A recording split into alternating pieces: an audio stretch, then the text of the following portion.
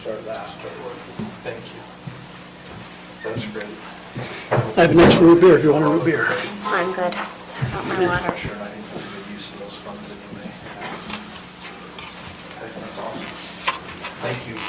Oh, I got the short share. I didn't trade, I promise.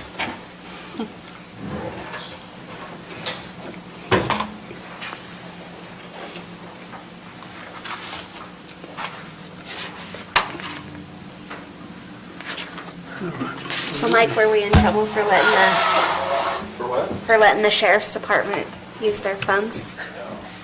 No, it'll work out. For the rest of the budget, it'll work out well. I hope. As long as you adjust it now so that we don't have that big slush fund next year too. If that's what we did, and inadvertently left them all that extra money this year, we don't do that every year. Yeah, we need to look and see what the, Well, and I he still said, haven't gotten with he Daryl. said they didn't use as much training money. I don't know if that was in the same fund. That's a Because they couldn't separate. go It's do completely anything. separate budget. The Fleet is all by itself, and then inside the fleet is broke out into different departments, All right. and that's where that one came from. That's where that car vehicle came from. The other money is inside the sheriff's budget itself. But the good thing too is we'll be able to turn some vehicles in. So where are we? and get Almost some buy a new money truck. out of that. For, what's his name? With the trade-ins. Well, what, Mr. Chair? How are you? Great.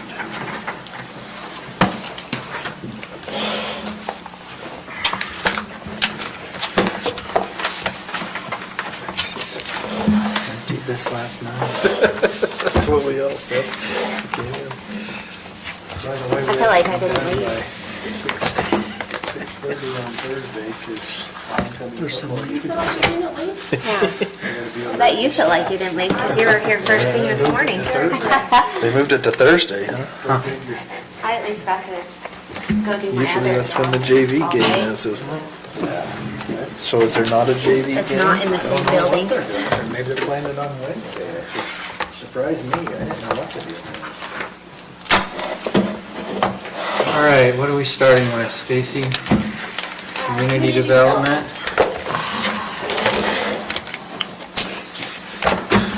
Mr. Evans. Crap stack.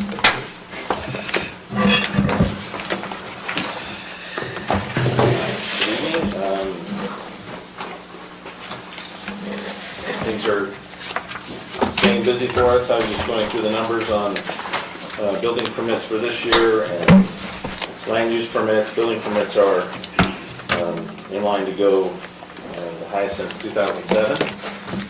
We keep it up moderately, so it's been a lot of permits, a lot of action, and a lot of activity this year. Planning projects similarly, a lot of bigger subdivisions, bigger projects. Wasatch Peaks, of course, has been a lot of work and taken a lot of time, but we also have several other developments that are, take a lot of time and effort to work through, entitlements and that type of thing, and then we've also been working on updates to the zoning ordinance and other elements to try and stay ahead of that. We've had a new planner come on. Haley's doing a great job. It's the new planner one. Full-time in April, and he's just done a really good job since then. And Bailey, the permit tech, expediter, administrative assistant, is a part-time employee and doing a good job. She does well beyond her job description, and that's very helpful and helps keep us on track. And then Dave Webster, the building official, also has just dealt with this increased building permits and everything, and just kept it in stride. And his machine just keeps getting the reviews done in a timely manner to the state code requirements and to service our customers. So it's all going quite well. How far out are we on permit reviews right now? It's 10 days, and 10 working days ends up being a couple, 2.5 weeks. So with one plan reviewer, not doing any outside consultants to keep us up on that, that's pretty good. And sometimes it ebbs and flows, but I Sure. think the average is probably 10 working days. Okay. So, doing pretty good on that. Let's see, and so our revenues are similarly, last year, the beginning of 2020, we were able to increase our building permit fees as per the International Building Code. And so that has caused for an increased revenue.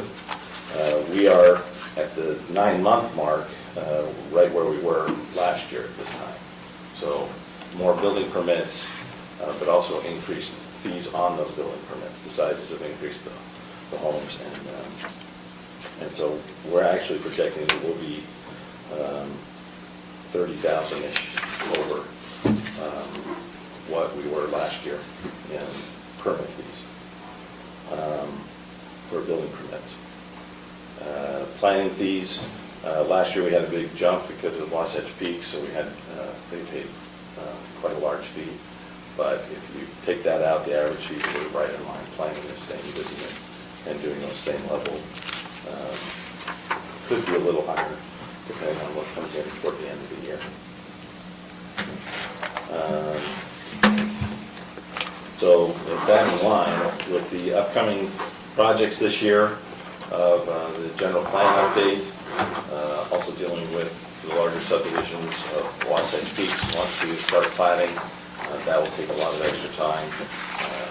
CWN recently got their concept plan and will come to you next from the Planning Commission, recommends approval. So that'll come to you on October 20th. So they're starting their subdivision development. And that'll be more lots and more work on those angles. And then plus just the typical smaller projects that we have that happen. We are concerned that it'll be difficult to keep up and do everything we need to do. The general plan, planning has, in my time here, we've done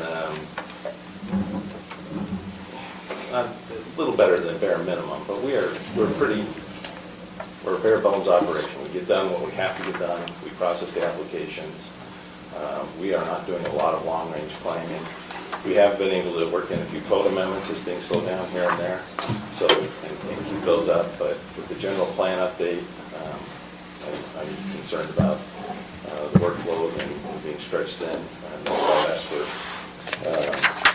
to increase the permit tech position to a full-time position, which is a slight bump in salary. That is like $15,000 a year, but the benefits that would be increased with making her full-time would be, my estimate is $33,000 a year. So that is my. That's Bailey? Yeah. That is Bailey? That's Bailey. And with Bailey, we also get a lot of accounting background. And so she's very helpful in keeping that up. And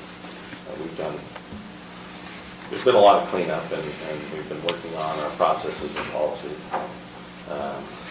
to make sure we're meeting the auditor's requirements. And Bailey's been instrumental in making that happen.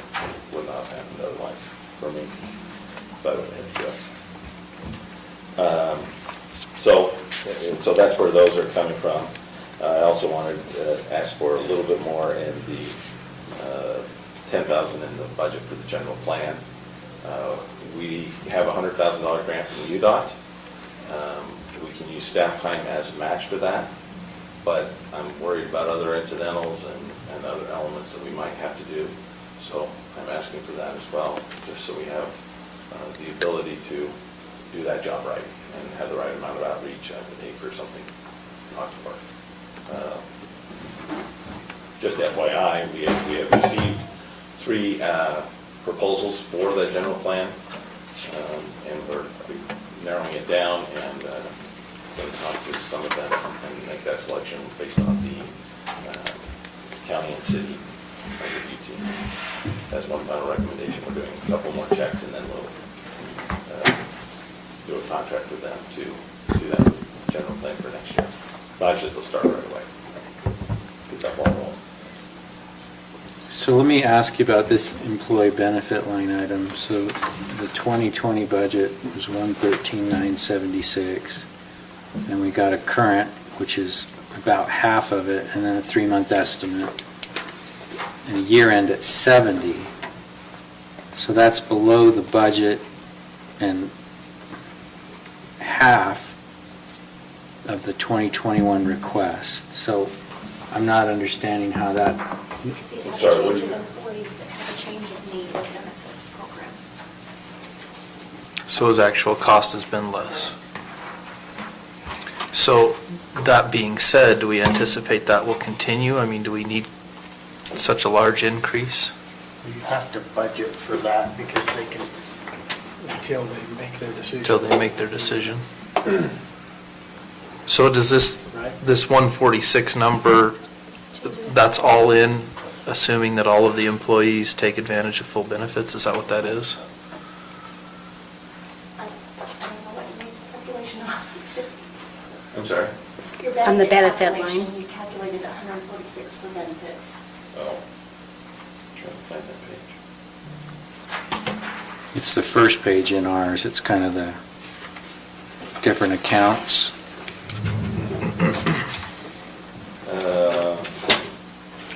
It's not- I mean, if you took your 2020 budget number and added the 33,000 that you said would be the benefit increase, then you're get to the 146, 179 roughly.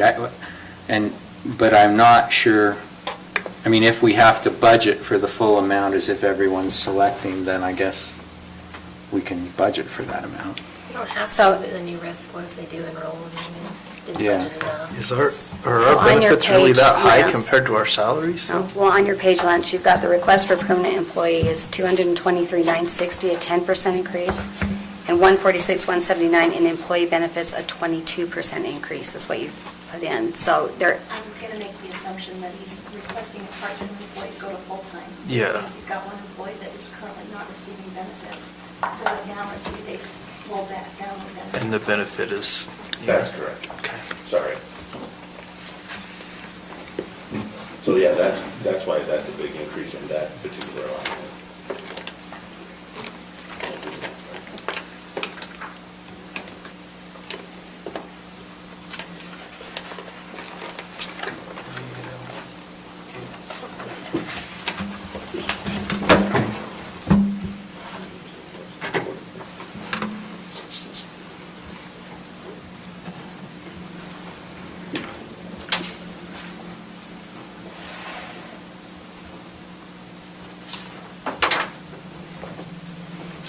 And the year-end estimate is off just because we didn't have a full-time employee for 5 months of the year. And then you added a COLA increase for your department in that as well. That's my request, yes. And yes, that should be reflected there. So his total ask is just shy of 65,000 in addition to last year's budget. That's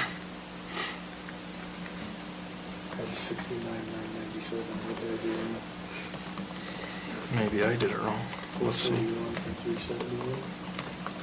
Vice versa.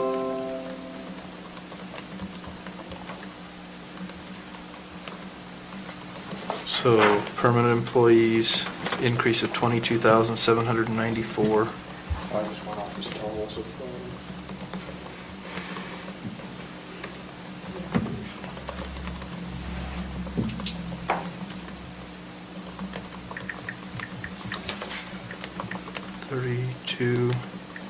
32,203 on benefits, and then an extra 10 on the general plan. So 67. I got 69,997. Oh, You should always question my math. I got 64,997. now And I Lance did is what Robert different. did, just the totals. I just used his totals. Well, maybe I missed, is there another 5,000 in there somewhere that I missed? Under the miscellaneous professional technology Yeah, I should talk about that. 310,400. That's where I missed the other 5,000. Okay. This is what I'm doing. Yeah, what's miscellaneous technical? So, that particular line item for the direct, well, that really would have been the county surveyor consultant fees. Just for those of you who may not know, because we're a small county, we can have consultants for surveying and engineering, and we've also hired them for other elements too, but those are our two big ones, and they're there to help us review the subdivision and other applications. Their funds, and this, to get this right from the auditor, they want us to pull that out of a specific account. So the surveyor is actually, it's labeled miscellaneous, professional and technical, but it is actually the survey fees, and that's what we're anticipating that we would have to pay. Most of that should be along with the engineering, and should be reimbursed by applicants who are, that's who pays for those consultants. But it funnels through our department, and we need a line item for that fund to come out of. So we get the surveyor bill, we pay the surveyor bill, but then we also bill the applicant for that time. And they should pay us back. But the auditors want us to have that cushion in a specific account where those funds are rolling in and out of. So you renaming that account, or you just leaving it professional technical? Renaming would be better. I mean, if that's what it is, we're rolling survey money into it. Good renaming, surveyor.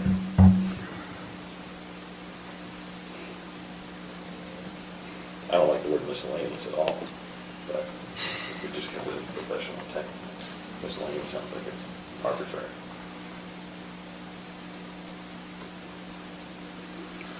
So say that again, that this account is a wash, why do they want a buffer in there? Because the county has to pay out of a certain account for these bills that come in. We haven't done this, so it's all been in one account, and kind of, that was operational for a while, but apparently this year we needed to change that, and it's a little clearer this way by having it come out of that one account. So do we have this projected on the So- revenue side as well then? Is it Well, listed in there? There shouldn't be any revenue, but Well, there should be, because this is an expense that we're passing back, so it ends up being a revenue. The revenue of the fees you just discussed that you're charging. so. Yeah. There's no net revenue. Once you No, apply but the cost. You're saying it against should. But there should be, on our revenue side, we should show that $10,000 so that they zero out. yes, Otherwise, we're, subsidizing. yeah. So is that on the revenue side, or do we need to add an account for that on the revenue side?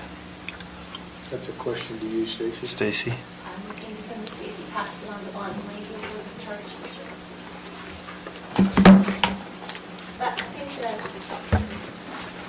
the discussion that we've been having is, this is one of your previous audit findings, that in the past, what we have done is set up these mini escrow accounts for every customer. So, and this may be a procedural issue, this may be a trust account issue, or this is a charges for service issue.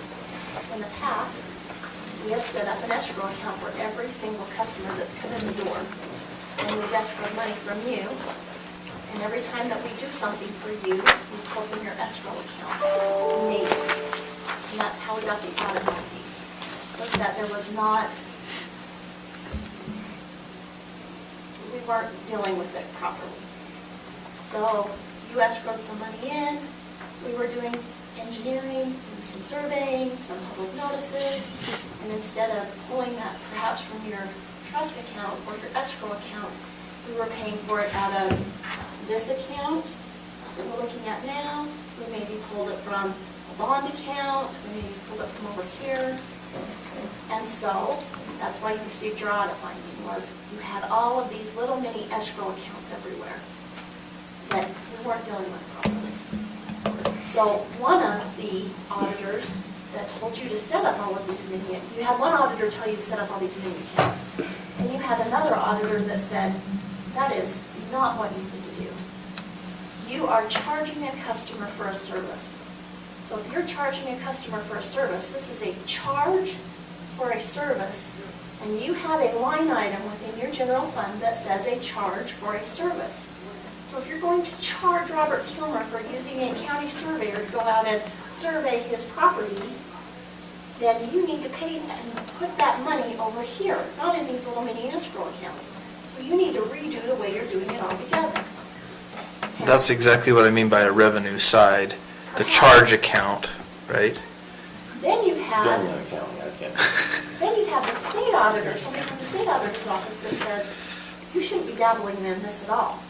If Robert Kilmer's gonna go and build a house, Robert Kilmer should do his own surveying, his own engineering, his own everything else, and he shouldn't even come to Lance's office until he's checked this off, this off, this off, and this off. And then he comes in here, and you shouldn't be paying third-party billing service at all for any of these services.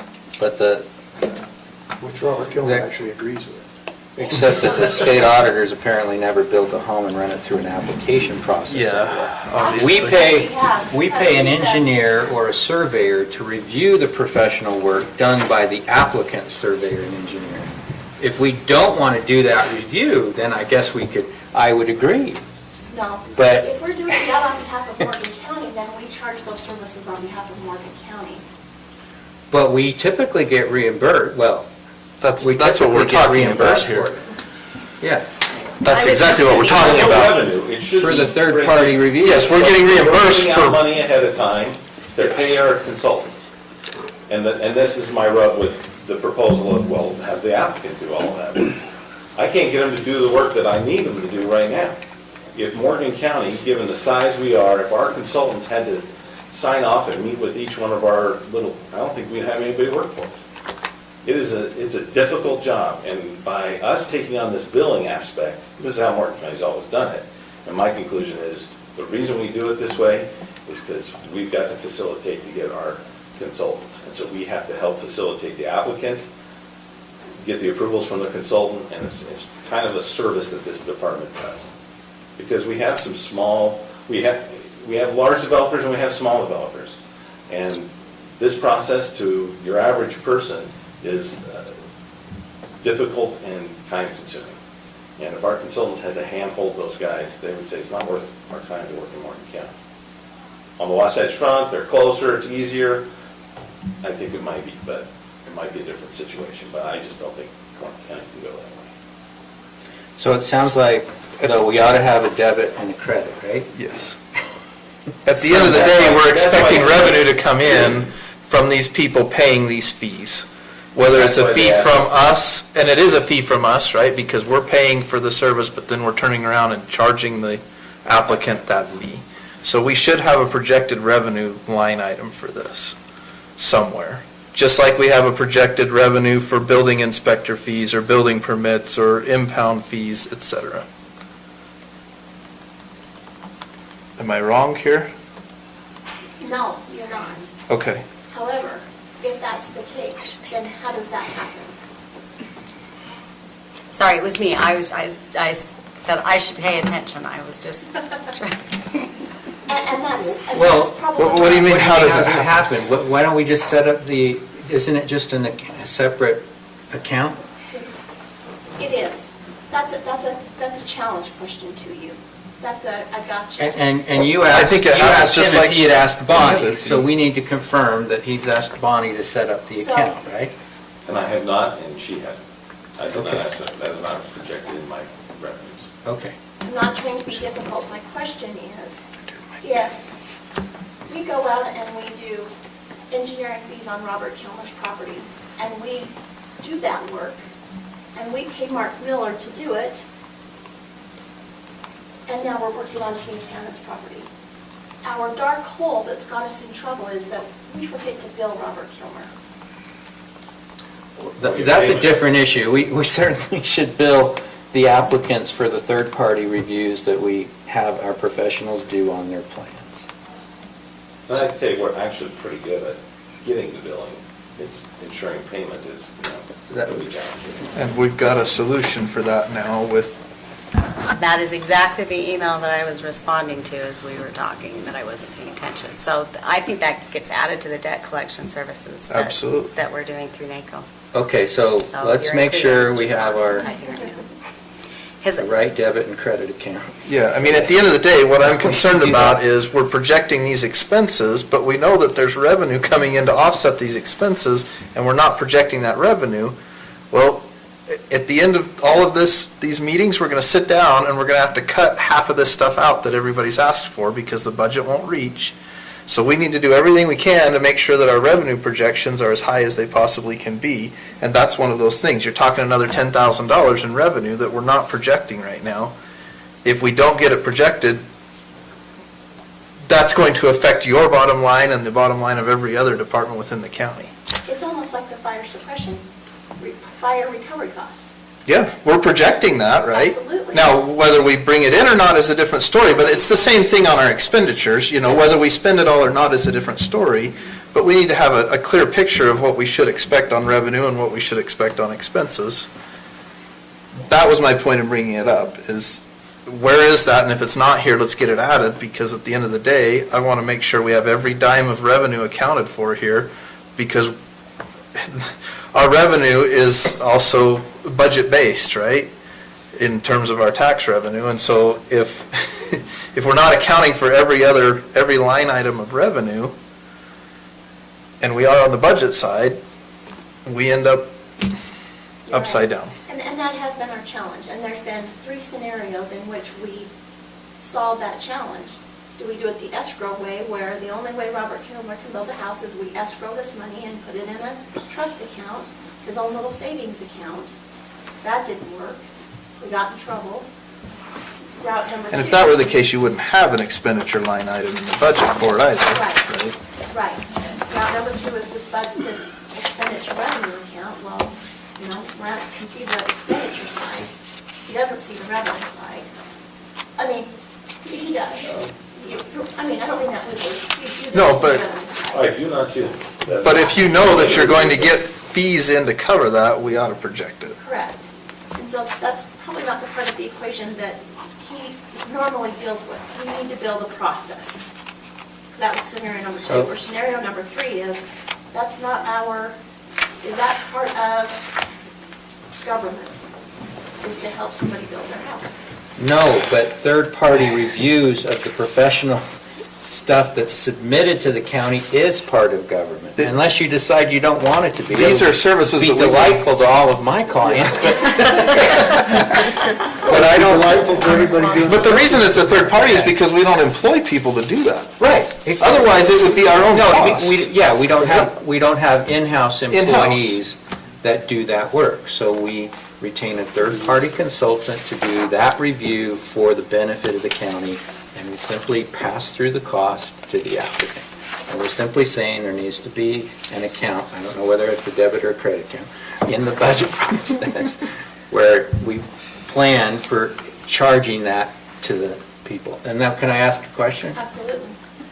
Do we have it straightened out now in terms of the accounting of all the past ones that we've taken in? That one's done, right? Yes, it is. Yes. Okay. You need to sound for it. Good, because if it comes up on our audit again, we're gonna scream. Well, it will, because they'll change their mind again. Well, it was on it this year. Huh? It was on it this year, but Correct. it shouldn't be for 2020, Correct. 2021. And the. 2020. 2020.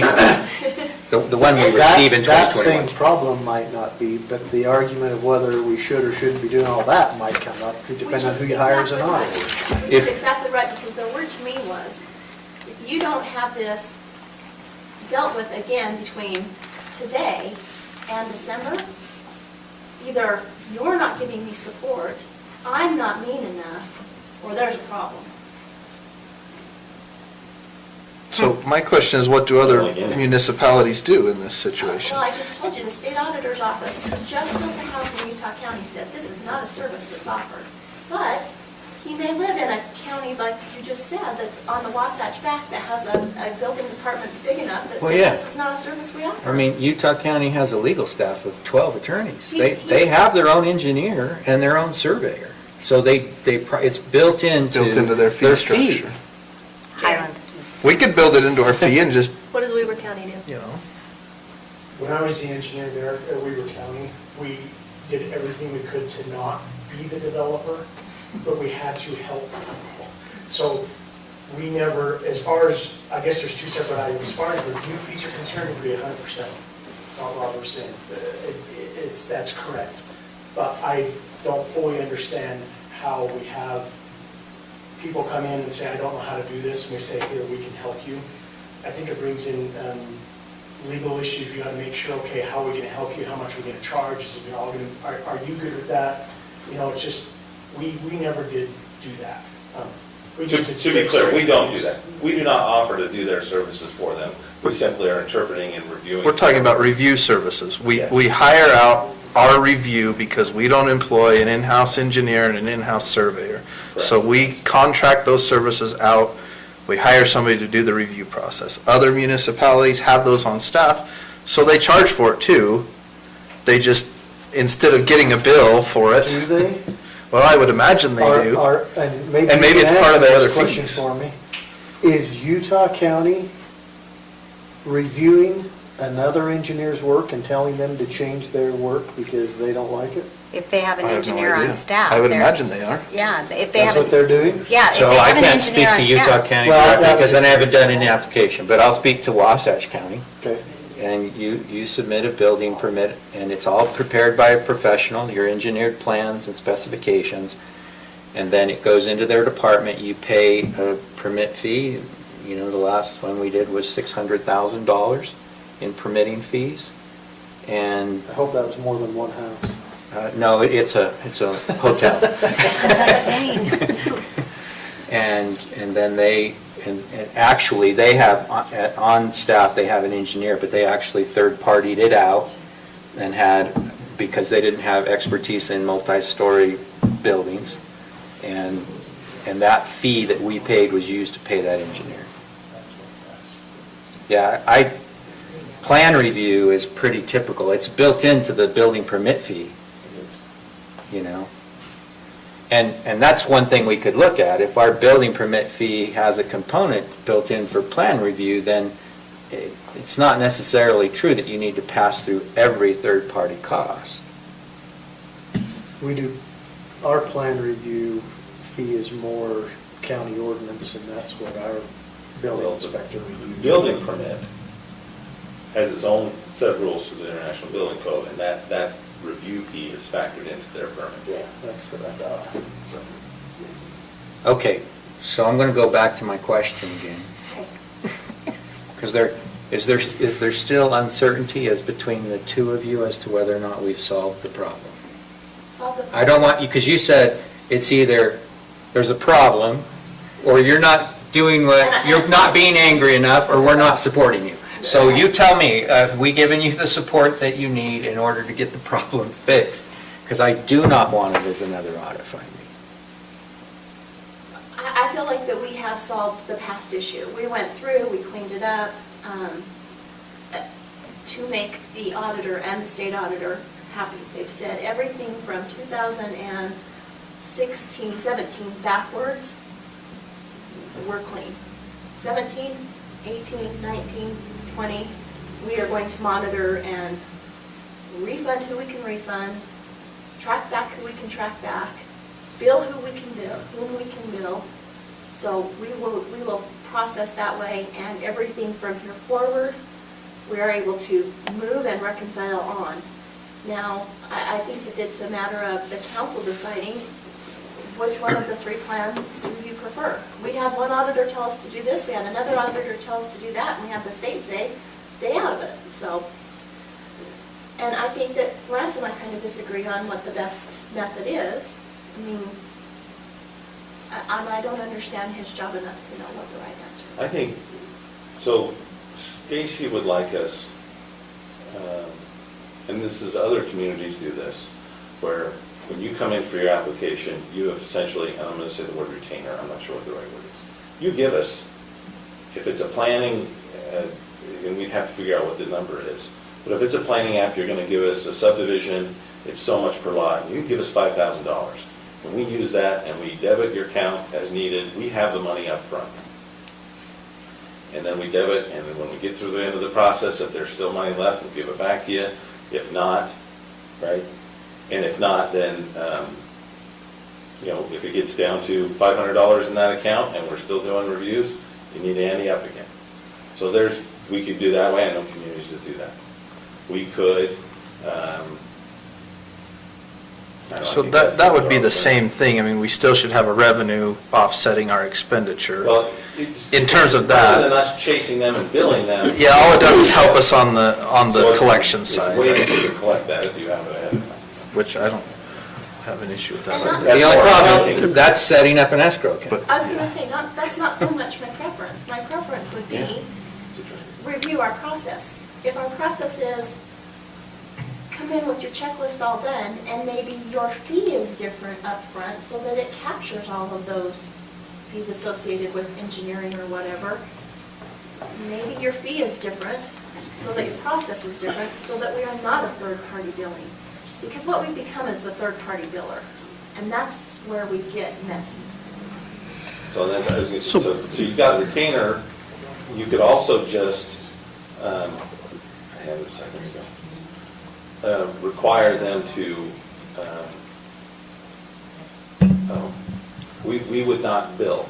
We would force our consultants to do the billing on their own, and I just don't think, That's where you think they would say it's now you're not pushing worth that it. workload onto them.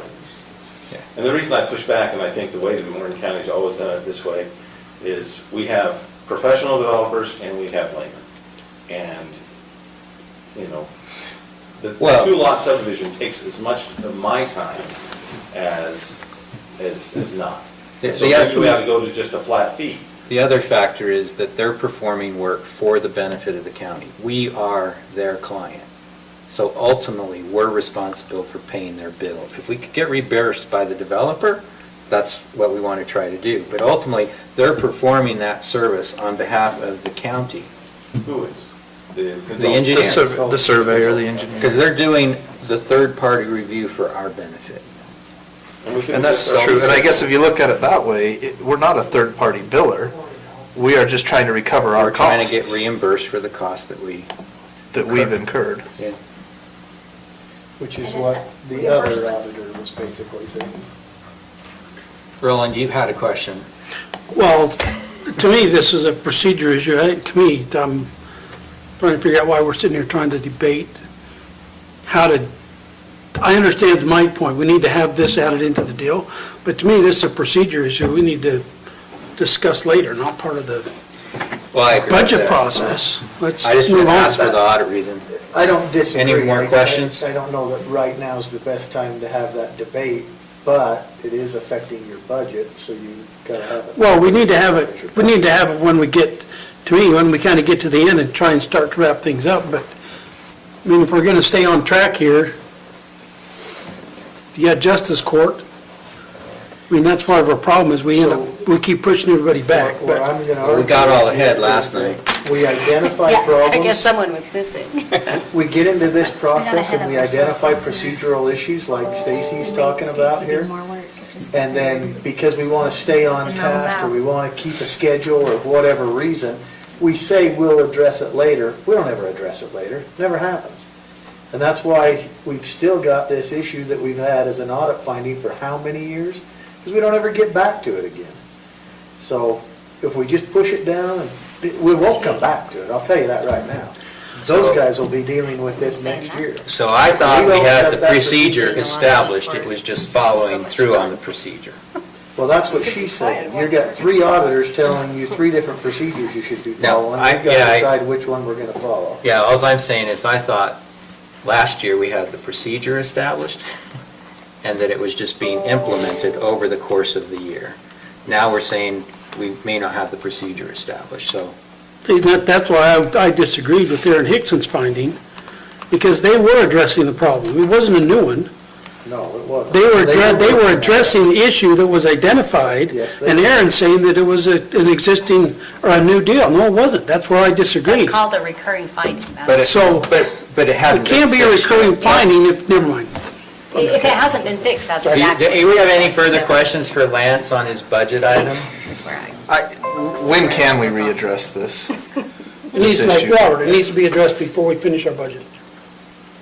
So we know how we're Well, gonna ultimately, implement it doesn't matter how we do it, either of those options, we still have to have a revenue line item, right? It Correct. doesn't matter how we do I it, agree. we need to add the revenue line item, and those are the things that affect our budget, the revenue and the expenditure. We know there's gonna be an expenditure, we know there's a revenue line item, and to me, the simple solution is, this is semantics. We're talking cost recovery, not third-party billing, and I think if we look at it that direction, it's a totally different thing. We're trying to recover our expense for paying our consultants. We're not trying to pass on So their just- fee, we're trying to recover our expense. So just add your 10K Into our revenue. into your we're good to go. revenue line. Okay, and I How think much is an actually average building permit? 38,000 is really what should be added to the revenue. And what is that under, Lance? What items does that cover? That's surveyor and what else? Professional and technical, Okay. And surveyor. oh no, I'm sorry, that's, Engineering you have is 38, but survey you have is 13 as your estimate for this year. so, Yes, 10 budget. so engineering services, I have 11,000 requested, but that should come out of revenue. Building inspector services, 4,000, should be revenue. We would get that paid for. I take that back, that is not. So you're identifying these items that we get reimbursed for, that Mike is saying we need to add into our revenue line. Correct. Which we already Okay. have in engineering services in revenue, right? Yep. So 11,000. We don't have engineering services that I see. We have 10,000 business review fee, building inspector, building permits. That's all I see in revenue. Unless I'm not seeing something. Charges for Oh, service. wait a minute, wait, I'm sorry, the next page, we do have engineering Page fees, 4. subdivision and rezone, so the only one we don't have is the surveyor, it looks like. So miscellaneous professional and technical is actually surveyor reimbursement fees. So that would be revenue as well. And then, Is that surveyor included in the engineering fees on the revenue side? It might be, because it's projected at $45,000.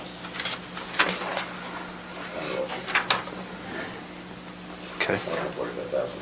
Oh, So we're saying, probably all of them together, maybe. so we're adding 10 for surveyor, and we're okay on the engineer, is that what we're saying? no, I think I had 11 in for this. engineering. Add another 11, So I think. Well, we've already got For an engineering revenue. fee.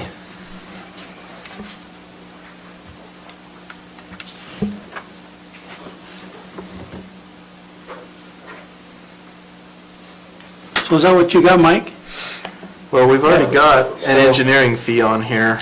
And it seems like, to me, our procedure ought to be that you need to get your third-party engineer reviews to get, if they don't want to bill it, and they want to get reimbursed promptly, then have them get you the bill promptly so that you can require the applicant to pay you the reimbursement when you issue the permit.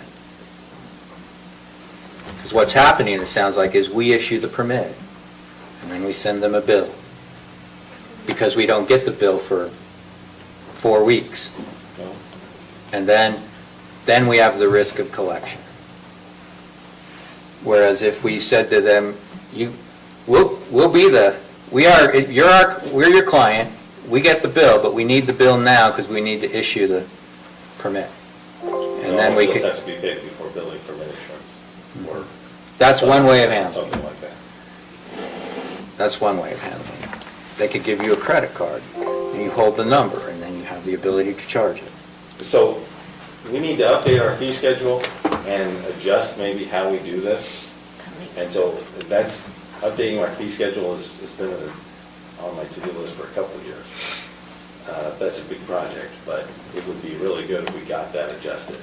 Because we're not breaking even, we're not covering costs the way we could or should be on the planning side. We're doing good on building permits, but not on the planning side. So what is the Okay, average So do we fee? have the account? Do we need to? Oh, like, set the account? be clear on that. A small subdivision, I'm going from the top of my gotta head, add a is 250. We've got to add a surveyor, Oh. 2,000. We've got an Okay, engineer. so you Surprised just, we don't are you have just more. doing 10 on the surveyor? Yes, That's nowhere because that's what he's close. So got I on got, his so I got expense that. side. And then So how much was what it else was for- you adding on the just going revenue by side? He what wants he That's said it. for Huh? the hotel? That's it, How because much he's already was got ours? 45 on That's engineer being right billed, here the fee So we're for just the adding- hotel. That's in the city. So we're just That's- adding oh, 10,000 we would know. for Never surveyor. mind. for survey. That's okay. city. So you, what you told me Right. again, Mike? What's that? So 10 for the surveyor, 11 for the engineer. No, we've already got engineer here. Most people do. There's 45,000 projected for engineer already on the revenue side. It's too hard to get Do you know what that's for? You don't know what that's for? It's under charges for services. It's under, yeah, engineering fees. I'm not allowed to say. Yeah, but that's awesome. Zach, would you let him see that? He won't. Yeah. So, Maybe Zach can tell us what it's for. Do you know what that revenue is for? It's account 34 Any revenue that comes in. 17-100. With our, there was a time when we talked about there are customer engineering services and there are county engineering services. So when you're dedicating a line item to engineering services, are those customer engineering services or county engineering services? So you're not going to, if you're saying you want 11,000 in engineering services and you're going to match it on the revenue side with 11,000, is all of that customer revenue? Or is some of that actual county projects? Usually it's, I would say 80% of it's customer. So you're not going to There- collect on There's a couple 11,000. small county projects, but they should come out of different accounts. You know, Wasatch Civil did work on the airport. That's not coming out of this account. That's coming out of a different one. so one of the Well, concerns that I have about this The going road we forward, talked Lance, about the other day is will be. based paying on for what that. we were told in our land use update for councils and commissioners, they're going to make planning and zoning a restricted fund.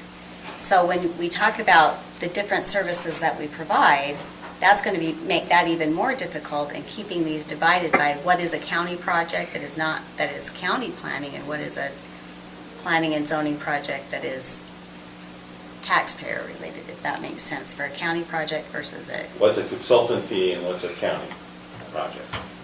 right? That's, So, yeah, I'm going to say you're probably I going to need think what they're county. trying to do is Or- identify what we're charging people to build a house or do a subdivision for those developers, and is it justified?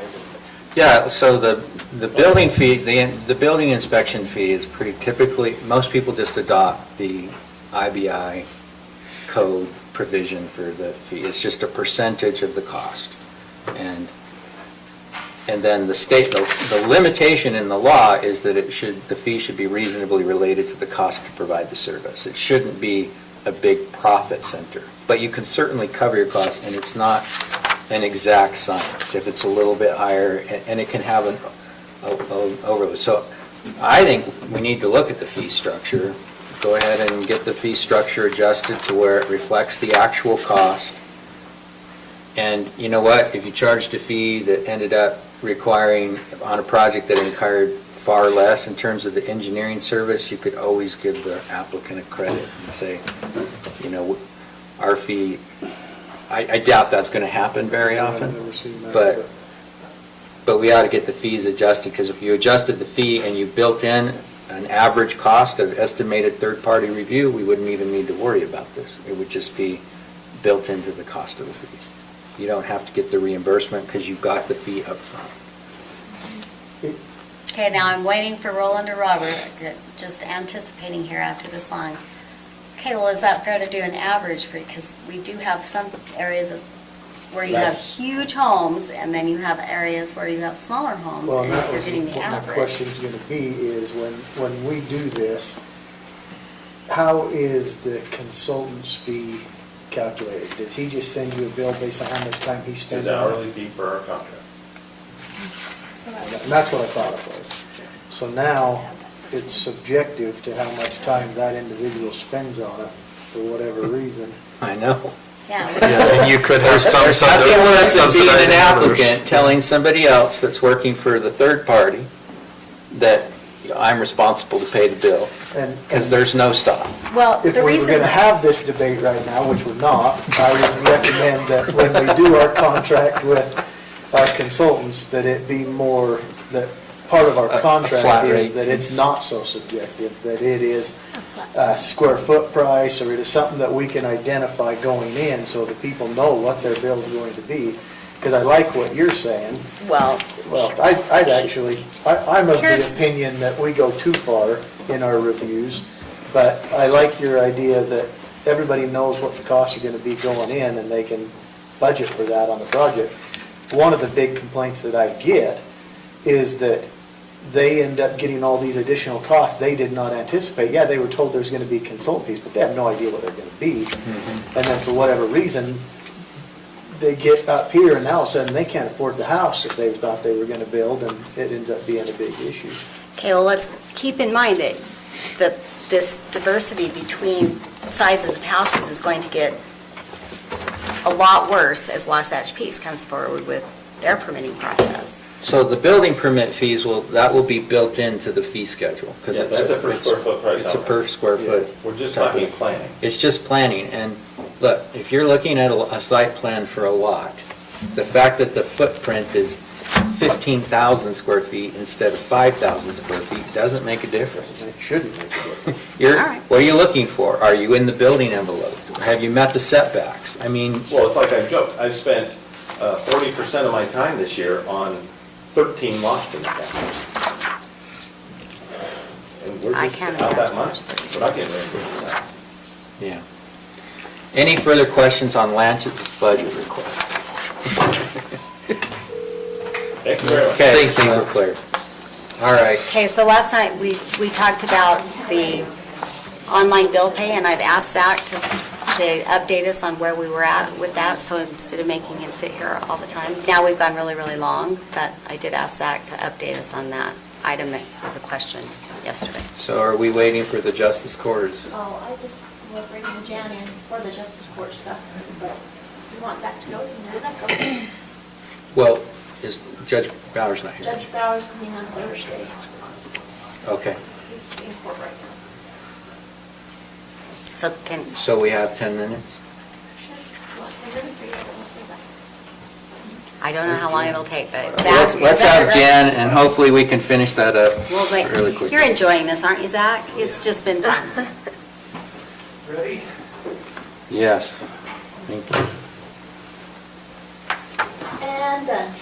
Okay, And we're let's done. end this out. Thank you, Jen. I try to always, I think the last 4 or 5 years, we try to just propose a flat budget. We haven't asked for anything additional, and we'll be giving several thousand back this year because we didn't do really any travel or training. And I don't even think I'm going to go to UAC this fall, so we'll probably give you back a little more than we already said we would.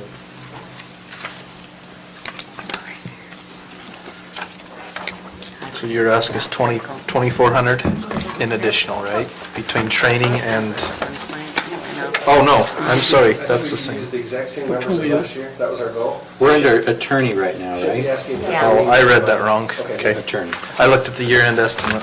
You're right. So there's no additional. Okay. The one, I have a lady who's worked in my office for 6 years, and in May, she's going to finish her master's degree in criminal justice. And so I may come back in May and ask if we could move her up a little bit on the charter. So I don't know if that's something we need to plan for now. I know sometimes when we come back mid-year, we hear it wasn't budgeted for. And I just, so that's the only thing I see, I can foresee next year asking What, for is, just, do you know what that increase would be? I don't. Penny's been gone the last couple of days, and I just didn't get a chance to have her look at the chart. I would just have HR look at the She's chart. working from see what home, she- you can contact her. I didn't want to bother her.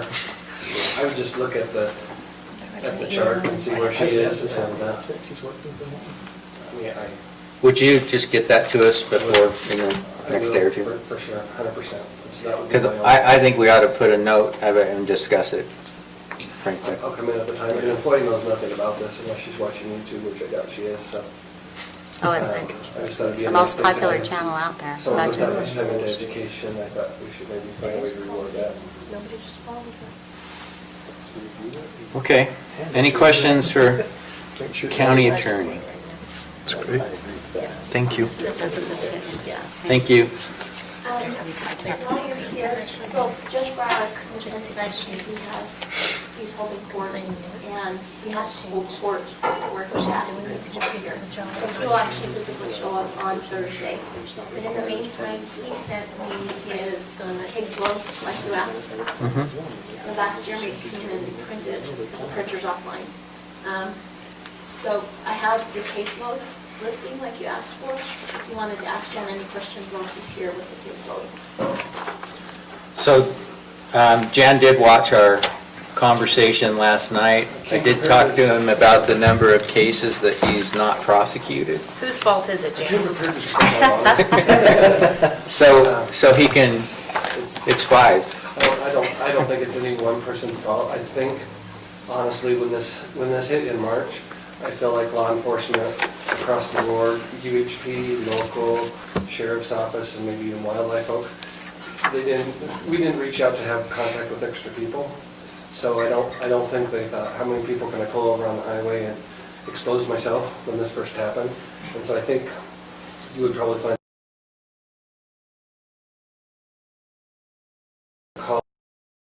our names and some are citations, but you've got a good justice court judge. Anything that comes to his court, he takes seriously. He's holding right to the chart on across the board on what a fine would be. This calendar year, my office has dismissed 5 cases from justice court. Those would be speeding tickets, Gotta be 70 or things 80 like that. bucks. And so, last year, our office declined 7 cases, and the year before, 3 cases. And so, sometimes those are even declined because the officer requests that we decline them. They'll call back and say, well, on further review, would you drop that case? But I have those if you ever want to come look through them or chat about it. But we let almost everything go forward unless we catch something that might be a little unconstitutional, which doesn't happen that often, but if we catch that, then that's when we would decline to prosecute. But it's a very small number that we decline. That's like less than 1%. It is. So I'm assuming that the number of cases being brought to you has declined It has. pretty significantly. It has. I mean, I could draw you a picture, if you want to understand. If I were trying to guess part of the blame, I'd say we have very few officers on the street in Morgan County. We have a top-heavy structure with administration, sergeants, K-9, school resource officers. So if you have an officer in the school all day, he's probably not going to really write citations. K-9 officer will write citations, but he's looking to use his K-9 as much as possible. 3 sergeants, detective, and so we only have about 5 troops that are on the road. 3 sergeants, I thought we had 2 sergeants. We just had one come back from the military, and I saw stripes on his shirt yesterday. So we just added him back as a 3rd? I can't say for sure. He has to be. I can't say for sure. You can't. It's- I saw him, yes. Either I had to understand move the what he one- has to be, but what I don't understand is, do we just create a new position because we didn't maintain our temporary position? That may be a discussion for the It sheriff's may office. just be a question to ask. I'm not trying to throw anyone under the bus, but if you look at it, there's just, I think we have 1.5 officers at any one time on duty in the county, and so it's just not as many bodies writing tickets. So- But I can tell you, it's not. Sorry, it's not accounting, so it's not my wheelhouse. So help me understand, when you say top-heavy structure, I thought everybody wrote tickets. Does that mean that you don't? Can I draw you a There's, quick picture? please. Program. Visuals, we don't get visuals for the offensive We're not writing budgets on the this year. screen. I thought that's what he was going to do. I'm like, Off the top of my head. I didn't know there was a whiteboard behind there. I nearly wrote on Budget it. for I was like, screenshot. oh geez, where's he writing? Just the wall? I mean, it's white. That's going to break the budget. We have an That's what they elected. do over at the We have a dealership. chief deputy, and we have Sergeant 1, Sergeant 2, K-9, still a deputy, but a lot of training on dogs, Then you've got school resource, so when school's in session, just at the schools. And two of those, man. Yeah, do you have two now? Yeah, okay, then times two, I missed that one. Then you have a detective, EMS, medical examiner, 3-in-1. So, sergeant, You said there's 3 sergeants now, so. well, yeah, at this time, as of yesterday, there were 3, I don't know if they're gonna come up one.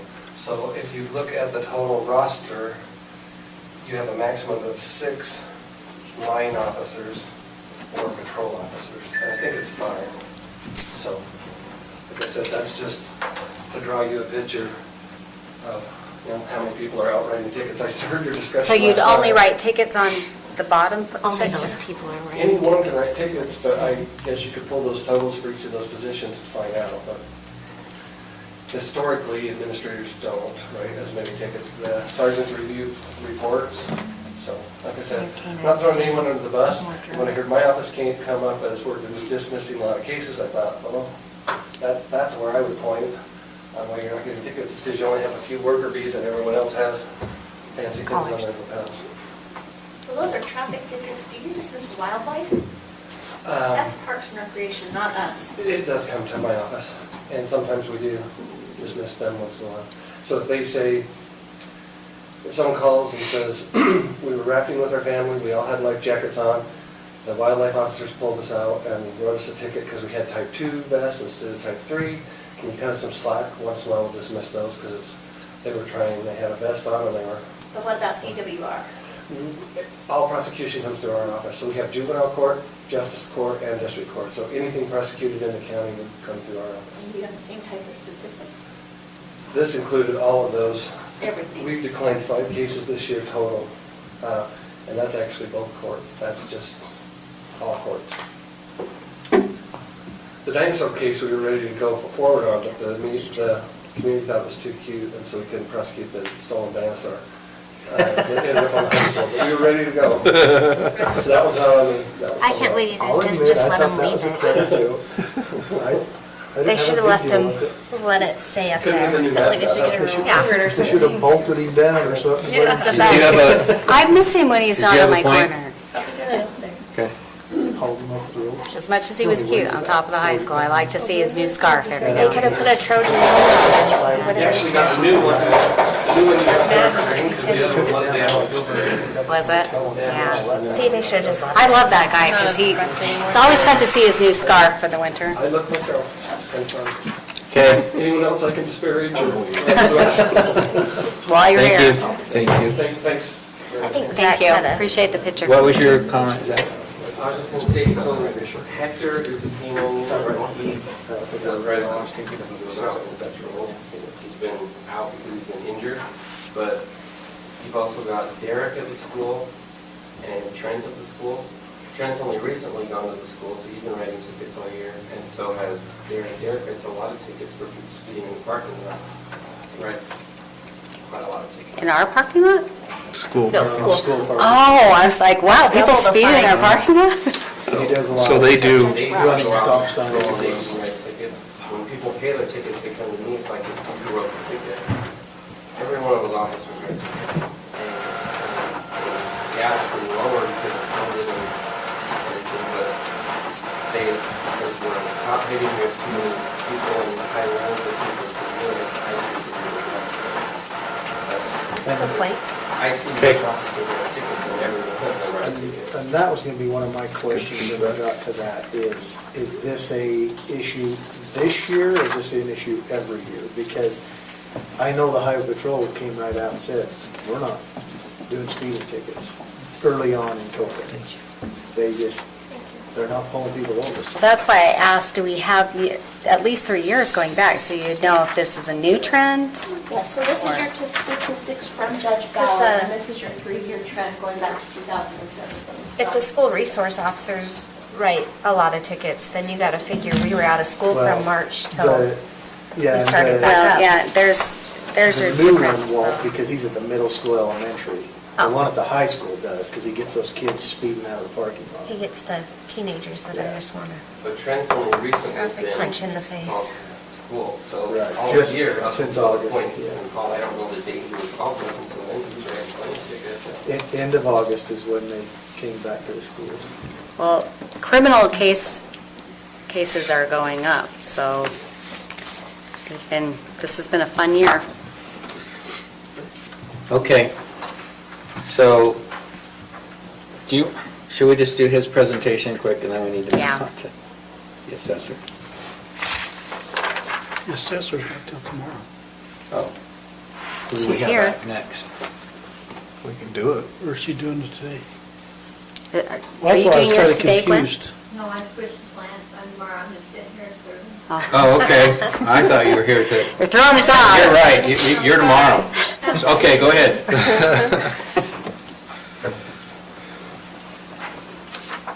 She's just getting ready for tomorrow. There you go. So I was just asked to let you know about the online bill pay and how much that would cost and what it would do for us. So upfront cost is $5,500. That's for the licensing, the training, the setup. It gives us the online module for Cassell. It includes marketing mailers for them to let all the people who have a garbage account know that we now offer this service. And website setup, so they would set up a link on our website. And so if anyone goes to our website to pay, they can click on Pay My Bill, and it'll take them to Express Bill Pay's website where they can pay their bill. So all of that is included in the $5,500, which I believe we could use COVID money to do this, because it would allow people to pay from home instead of being in contact with other people. After that, there's monthly fees. So that $5,500 is just a one-time fee. Then the monthly fees would be a $94 fee to Express Bill Pay. That's for the program maintenance and their service. And then there's a $70 fee to Cassell just for the module. So total, $164 per month going forward. And then you would have the credit card charges, obviously, which we are already paying for. The rate we're paying right now for our credit cards is 2.29%. When we switch to Express Bill Pay, their rate is 0.79%. So based off, if you were to take the same amount of credit card charges for garbage that we do now with our current rate and average it out to their 0.79%, it saves us about $200 a month. So it basically pay for itself once you get everybody transferred over. The same amount of people that pay with their credit card now for garbage paid with Express Bill Pay, we would save about $200 a month just in credit card charges. And then if you wanted to, right now we accept American Express. You will have the option to not accept them if you want. They just charge the highest fee. So if it's worth it to keep them on, do it. If you don't think it's worth it, then you do have the option to decline American Express. So can you do a direct debit from a checking account with this as well? So Yeah. all of this is included? Yeah. Okay. And it does not cost to do a direct debit. So that we use our CARES money quickly, how soon can we implement and get this started? I am not sure. I don't think it would take very long. I work for them, so I know I can call them and ask them, and I'm sure they could be out next week if we wanted to. I don't know that for sure. I'd have to call and ask, but But it's Just by the something end that of we the could year. do before year Before the end. end of the year. yes. I think it's a no-brainer. I think we ought to Yeah. move forward with it, and especially now that we've got funds available to pay that initial fee. What, Saving So- money. so we've talked about garbage, what other fees could we charge? Well, they could Yeah, pay right. really anything. I mean, you could even pay these planning department charges if you wanted to through it. What about business licenses? Can we move the business licenses online? Well, that would be amazing. We could do fire Yeah, inspection So the thing you have to fees. realize, you would have to make sure that everything that we're doing would merge with the program, but I did talk to them about business licenses and planning and zoning and garbage and taxes. And they can do all of those, but planning and zoning, the program Basecamp is what the planning and zoning use. It wouldn't integrate with them, they would just have to put like a link on their Basecamp. So when Bailey and Lance and them upload their invoices onto Basecamp, it would just say, if you want to pay it, click here, and it would take them to the website to be able to pay. But it would not like integrate with Cassell and that part of it. We'd still have to do the receipting on our end. So So in my opinion, we should be moving forward on this. What do we need to do that? Do you want one of us to put together a agenda item where we approve it officially? What's the process that we need to follow? Well, We've approved other CARES Act funds through administrative discussions. And we did the business grants that way. Are we comfortable doing that, or do we need to have an official? I don't know why you need an agenda item. I don't think we do either. but- Well, then, then is this the official, make it so? So yes, we're doing this. is there any objection to moving forward with the express bill pay by anybody on the council? Yes, we're doing this. Okay. Come on. What? Do you want me to say no? We're not used to No, I don't think they're used to you just sitting there and not saying anything. Yeah. Well, actually, You part got of your part of go-ahead. this was supposed to have been, Who is supposed to reach Done out to before. Express Bill Pay to get this set up? Do you want me to do that? Is someone here supposed to do that? You. You, Me? Yes. you're the man. And Nobody else will get it done, can I so, call them tomorrow? yes. Please. Okay.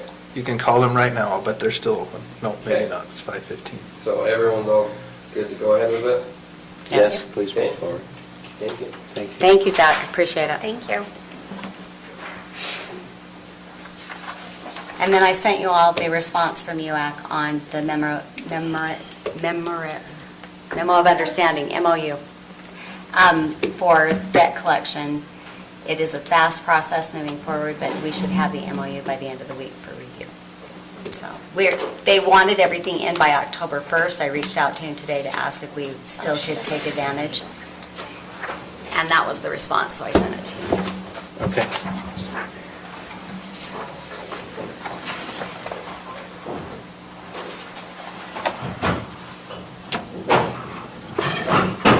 All right, so, you have to do long enough. I've been watching long enough. so we've covered everything up to our 6 o'clock.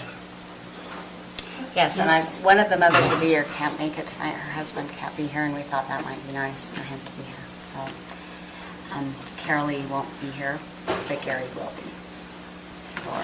Look, we're ahead schedule. I actually thought we already did the recognition in the public meeting. We didn't, not in the we voted on it, but we didn't present. So this is the presentation of their plaques, because Mother's Day this year, we were all in tight lockdown and no one could come. Okay, Remember. so are you doing that presentation? You are doing that presentation, or Roland, if you'd like to do it for Gary's wife. You know Donna really The well. chair does it, Yeah. I don't care. Mr. Chair. Okay,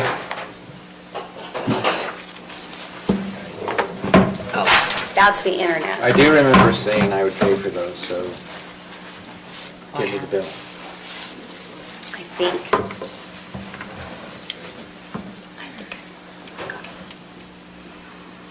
Okay. I think there are funds for it. We should have been. So we're done till, Hard to we do can a parade, keep going hard to do anything. in I this. don't know. if with budget after council meeting? Well, we don't have, Nobody lined up? we don't have anyone lined up.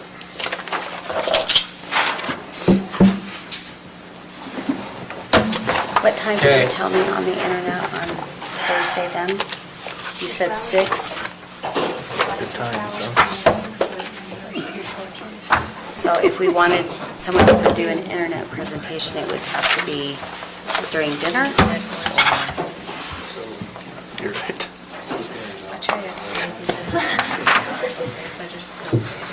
She's not in there. Sorry, I opened a can of worms. She responded to an email I sent over the economic development position. I don't care about the rest of it right now for this discussion, but I mean, it is an issue and it needs to be addressed. Tina, before I go there, do you need a stamp on it? Yes, You need a stamp on it? yeah, it has to, that's what he sent it back to me for, is it had to be the official stamp. I don't know if that's worth $96,000, because it's been a lot of work to get it done. And it's the $96,000 stamp right now, because it's the only thing I'm waiting for. Last night's dinner was delicious. Oh, Thank thanks. you. I don't make it here. Yeah, So good. I haven't been here long. I just sent you and I What? just got an alert. The world really is ending. And I was good for the Morgan County one, Did you apply for this one? You because live long enough, I think everybody ends up with it, don't so they? there's a CARES grant that we sent Well, out. who was it? I sent Carol Brooks over to you, I sent Mauricio over to you. Nobody has come? Well, then I apologize. Write the email address down, have and a I will send you the application form, because I Oberheim seriously sent OB8 3 people. classic I have not analog heard from Mama synthesizer, Lakes. which was Someone go get Mama the Lakes. same synthesizer. Oh, really? Yeah, it's just Really Mauricio. random? It needs to be handed Hates out. me having it, because I never get rid of it, it just sits down and waits. Hey, can I ask you a question, Jack? Yeah. I was gonna say you had to close for some time. Yeah. So, almost every other business on Main Street has a party, or Commercial Street, what is that over there? Commercial Street. Yeah. Thank you. Yeah. It's coming right now. Yeah, I think so. Type email. Because we start this at 6.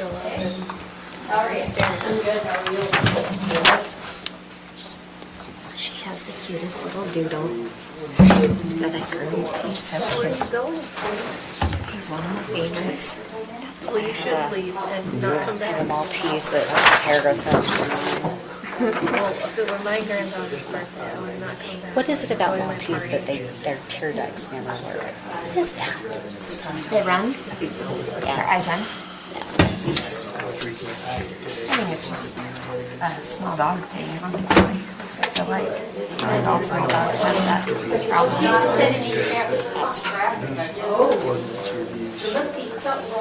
Oh, it's like torture for me because I don't even know, like,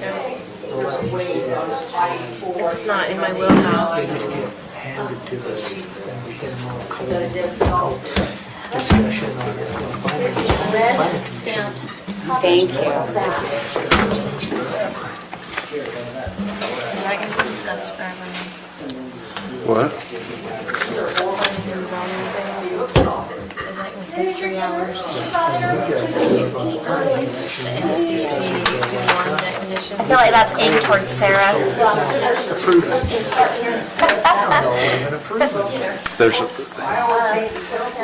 There's a lot to it, is the thing. And Everything delicious. everything is in the wording. Thank you. Everything is in the wording in those things, you know? Oh, yeah, I mean, I'm one coming word down. can mean the difference between, Somebody's gonna debate the definition of that one.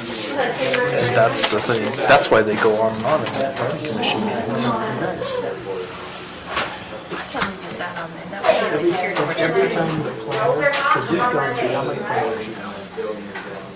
Grant, Charlie, Blaine, Ron,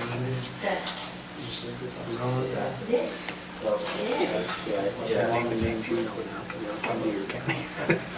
They're mostly some are gone. They came, they're gone. That's the one, well, you can't get his name, and then now, so 6 or 7 planners since I've been here. And every one of them is like, when they lose a battle against the customer, and then they come in and want to change all of it.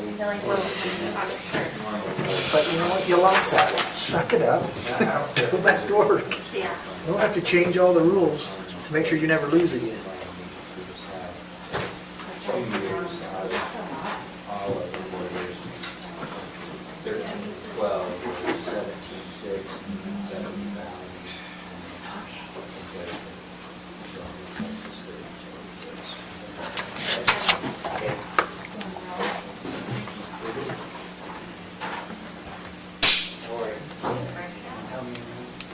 Seriously? Seriously?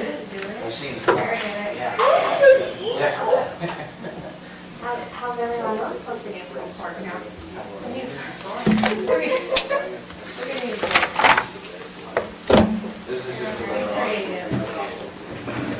Okay.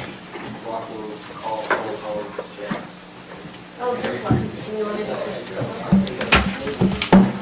This letter, if you will sign it. I just There's sent a one text. piece that they are missing, and then I'm waiting for Brian. Oh, okay. I got that little email. Yeah. You're missing that letter.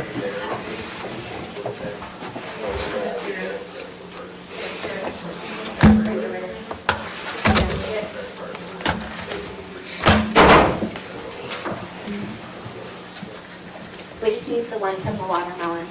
Okay, We figured you can grab your watermelon by the fine. way. I'll bare hand the Thank you. watermelon then. Thank you. Can't really just grab your meat with your hand. That is. Okay, now it's neighbor food. Did you get your hold, Doug? Robin said you were stuck in a hole yesterday. Yeah, I was. Well, tell me, I'm here all night. I dig up a rock that was as big as. Yes, the- please do. Really? It's like a catch-all. You're welcome. So did you For get the scrapped? advice. That's why I'm here.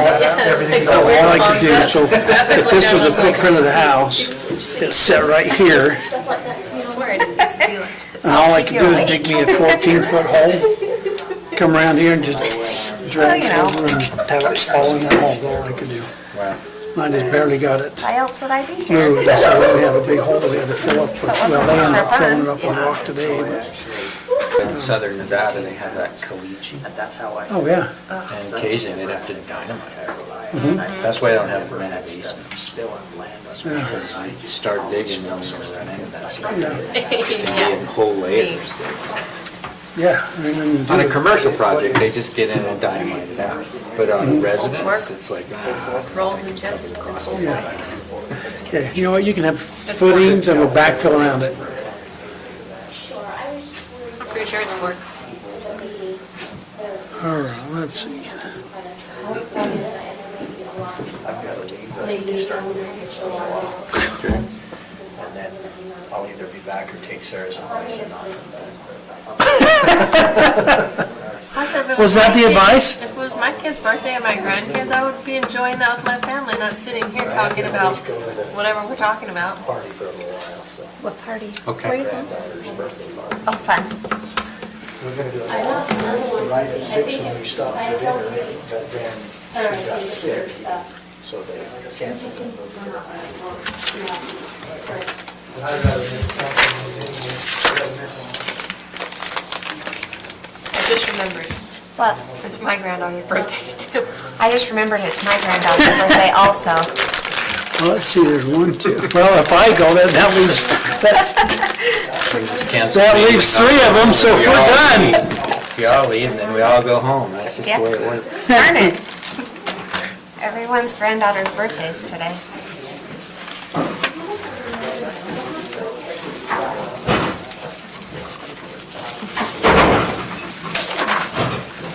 All right, where the hell is this? We just came for the food, honestly.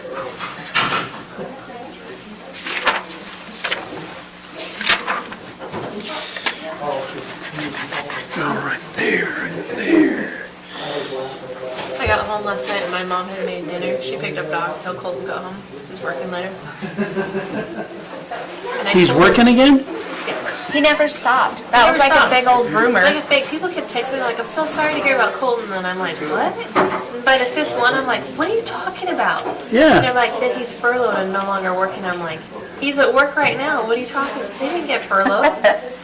One So secretary weird. did. That was a big deal. All the U of U sports, everyone's getting furloughed. Their secretary got laid off, and that. Other than that, was it. Oh, great.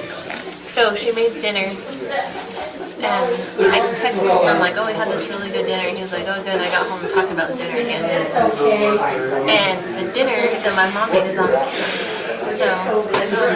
So I go upstairs and go to bed. I get down the next morning, the dinner is still on the table. I'm like, "Dude, are you gonna clean that up? Like, what are you doing?" He's like, "I left it out for you." I'm like, "What? Why would you leave that out for me?" Like I You told know you what? how good the dinner was I had. You left it out for me to clean up? Right. Yes. I told JD how good dinner was, and he goes, "Oh, well, so glad you're rubbing it in that you had such a great dinner."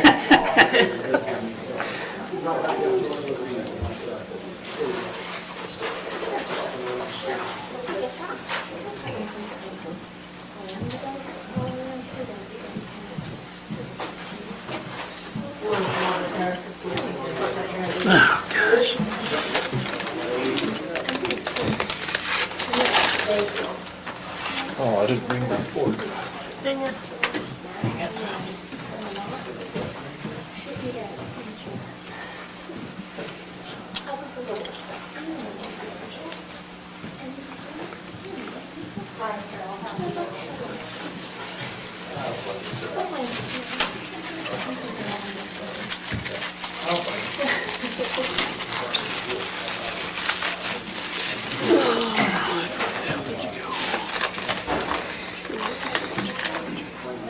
She makes really good food.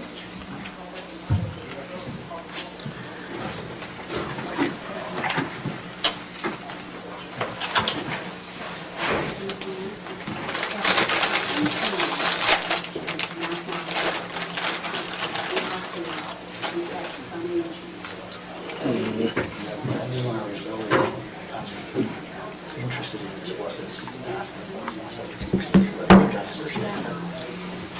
Kind of nothing, right? They want to do their own So I wonder thing, how but- many other businesses don't know about that. I thought we put that. Teresa didn't know about it.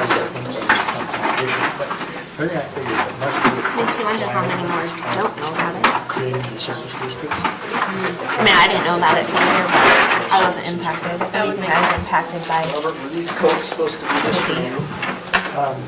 I always do that. Take one, is that one? If you take one, it's less than one. Yeah. Because I shouldn't drink any water, I just get so tired of nothing but water. A good Coke, man. I never like My Coke. life. Because yeah, she knew nothing about it. So tasty. She's gonna What say about a that, McDonald's yeah. Coke? I was surprised that she You like didn't. McDonald's She had Coke? Yeah, it depends on the McDonald's. For a substantial amount of time. I'm saying they're better. 21st Street is terrible. Is it? Coke I don't know from that I've had 21st Street. it from that one. These aren't I don't know twisted. about it They're either. not twist off. Harrison's is really I good. found an opener out in the auditorium in that kitchen last year. I don't dare do it on the edge of this. Just use one of the back of the chairs. Other drinks if it's running low, you know, buy it. Oh, thank you. You know what?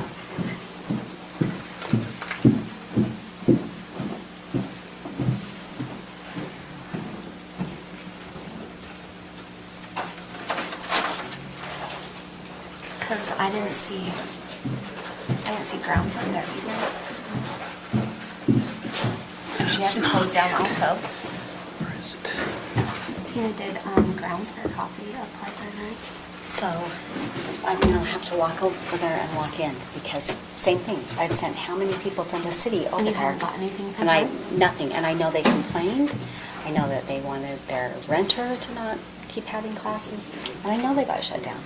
You had grounds But- staffed. So I know they're a member of the chamber. I sent it through the chamber, but I even stopped by the one day, but they were closed because I'm never up here in the morning. Yeah, they close it too. Yeah. So I was I up was here just in there inspecting today. some I roads. would've So, yeah, I'll forward it to you. If you know the owner, forward Yeah, I it know. on. Because I tried to get everybody. It and- just makes me wonder how many more don't know. Yeah, so I know the corner did, the Morgan Crafts did, the corner store Yeah, did. I've seen. And Tourist Travels, Jerry Pierce wasn't impacted, but, because I get a copy of the chamber email, so I know they sent it out 3 different times there. You know who needs to apply for CARES Act funds now? All the freaking mink farmers whose mink all just died from COVID. Yeah. Who's died from COVID? They had to shut down Sergeants, half of their mink have died.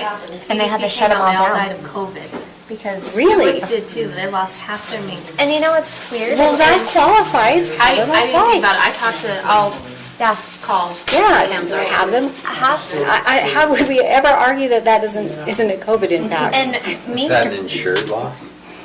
mink usually get vaccinated against coronavirus like your dogs do. That's a weird deal. Yeah. Because they've said that they were getting it, You just have to be the they're president. mainly getting it from the Be workers, the president. but none of the sergeants have had COVID.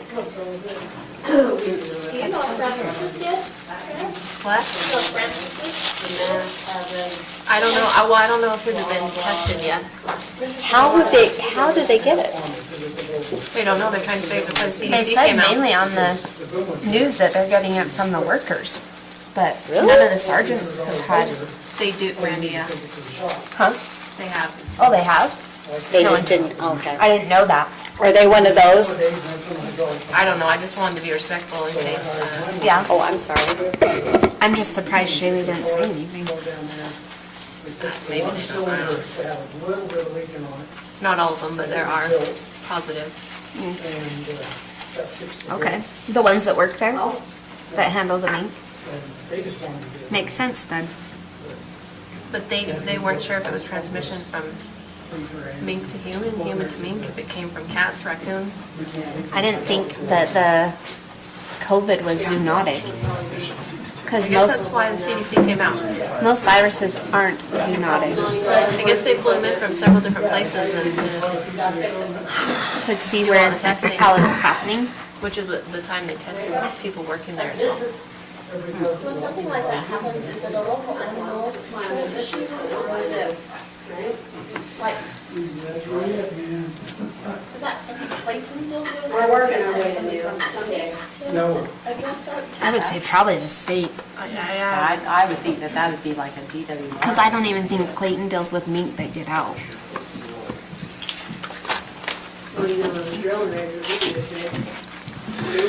So someone's shot a badger in our subdivision Ooh. Sunday, a week ago Sunday. Good. Mean looking creature. I was just telling Colton, The I only don't, good that I badgers didn't are think dead. they were really badgers because I've never actually met anyone who's seen one in the wild. Now you have. Now you Oh, have, I've shot them before. Have you really? I literally just had a discussion. He's like, you are so weird. Why would you even think, like, why are you having this conversation with me? I'm like, I'm just saying, I've never.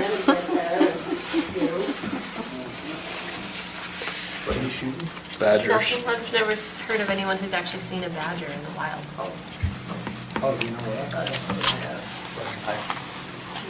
mean, I Yeah, a don't lot think of badger it holes, is, but I've but, never seen one. yeah. he was going after one of the dogs in the neighborhood. They're mean, I know that. They're real Yeah. mean. They're really mean. I wouldn't want to hunt one, so I'm proud of Mike for hunting one because There was a place on the family ranch that,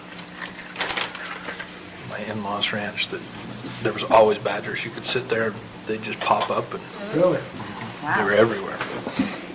I once had a bunch of raccoons on my deck in the middle of the night. The dog was barking. And I went down there, flipped on the light, and there's raccoons.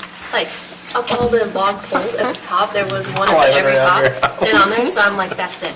I'm going outside, Colton, to chase these raccoons. And he's like, really, Sarah? They're mean. It's night, right? I'm like, yeah, I'm gonna go out there and chase them. So I walk outside, and I'm getting ready to like yell and chase it. No kidding, it turned around, growled at me, and chased me back in the house. I was like, good job. He probably stood in there and laughed at you the whole time. Way to stand your did. ground. And then he tried to shoot one without glasses on, and he shot like the picnic Didn't table. miss. So I was like, okay, we're going back to bed. You guys just run amok out here. Yeah. Have fun. I don't bragging, I don't have raccoon problems. I have skunk problems, but I have raccoons. And then my dog was going crazy the other night. So I got up with the spotlight and went out. And there's two sitting right outside his fence. They're sitting there. One's on the Just rail at the tormenting him? top of his fence, sitting on the rail. The other one's down by the gate just tormenting him. And I turned that spotlight on, and the one down on the ground took off. The one up on the top, he just sat staring Doesn't at me care? the whole time. He Yeah. didn't care one It's like, bit. I dare you. What are you gonna do to me? Usually I shoot him too, but I didn't wanna wake my wife up from a dead sleep shooting a gun, you know. Yeah. so- She probably would have found the Yeah, gun and she'd have shot freaked you. out and Oh. called the police. And of course, you Colton never would have knew shot what like happened. 10 times and not. yeah, that would not keep my husband from shooting. Now every night they wake me up because they're out there again. I wish I had just shot them when I had a chance, but I haven't seen it. Of course, I'm so used to his snoring that I wouldn't notice a gunshot. In a couple of years. I had not had raccoons for years. I'd have skunks. One night, I did shoot, I got 5 skunks in one night. One night, out there with spotlight. If you find babies, You want them? I want Randy one wants a baby. decent one. My decent? daughter wants one for a pet. About 10 years ago, I had 7. They weren't really babies. I mean, they were babies, but they wouldn't have been small enough what you wanted. I had 7 of them come out of a culvert in my backyard all at once, and I shot all 7 of them. Yeah, I need just a little tiny Who's gonna baby. descent it for you? Jason? Do you say I'll do it? Yeah, he told Rick he'd charge him like $50 to descent one. I asked, Cody Heiner. No, a skunk.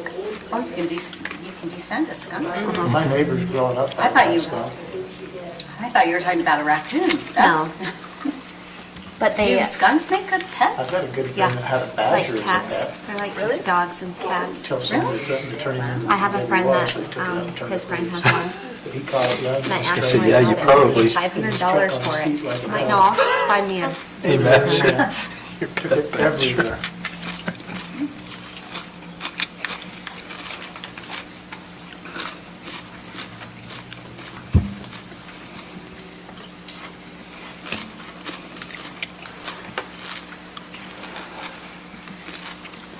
I did catch a coyote and tried to train it, but You know what? he refused to eat or anything. I A chased him coyote? down on foot. It was young enough, I actually chased him down on foot and caught him. And he wouldn't train like a dog? He wouldn't eat, he just sat there and was starving himself to death. Aw. Nothing I did. He would not. So I turned him loose. Look at coyotes every once in a while and start howling outside my window. Creeps me out. You think what's hard is to listen to them. You ever heard them catch a dog? They'll get a dog to come out and then they'll attack the dog. They'll lure them out of the subdivision and then they'll turn on it. They'll get a female coyote and they'll howl like a regular dog or bark like a dog and entice them out, and then you get to listen to them. Kill it? Kill it. Started sleeping with the windows closed. Coyote? He's like the biggest coyote I've ever seen. I'm still not convinced it wasn't a wolf that crossed it. Yeah, I heard there's a bear cub that they tracked. Huge. I'm not too sure it wasn't a cross with like a sheepdog or something. It was massive, blacker. It makes you wonder, because, you know, they're out there in the wild. but What prevents them from crossing? I had a dream last night that there was a wolf. That one was huge.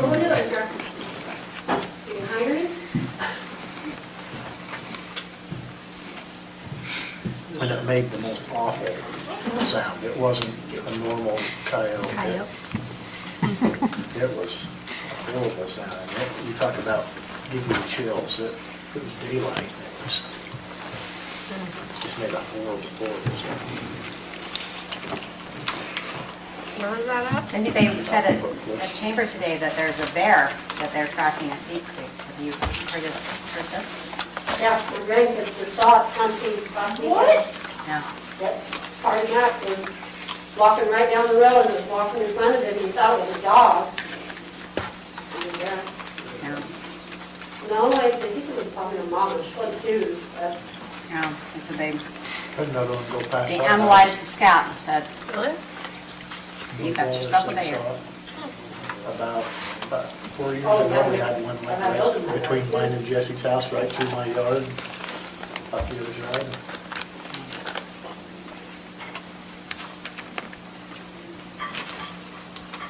You haven't had no bears, Sarah? No? I kind of missed the moose that hung out last year. It was kind of fun. But hard on the kids. Saw some bears in Alaska.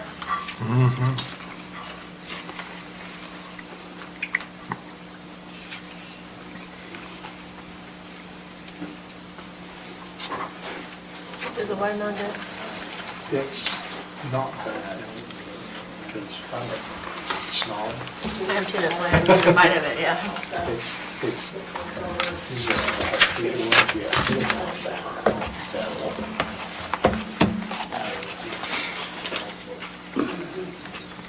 It's not as good as last night's watermelon. Pineapple was so good. Oh, I missed it. Yeah, there was a whole One of the fruit, only fruits I can eat. there was a whole fruit tray. Yeah, it was good. Well, I can't eat the others. Watermelons, the only- melons are the ones I can eat. So Yeah, last night's watermelon was really good. I love pineapple and berries and all, they're my favorite, but I love them too, but I can't eat much of them. What? Pineapple and berries. Can't eat them? Is that I can an eat a allergy small amount. or the sugar? what's that? Is it allergy or sugar?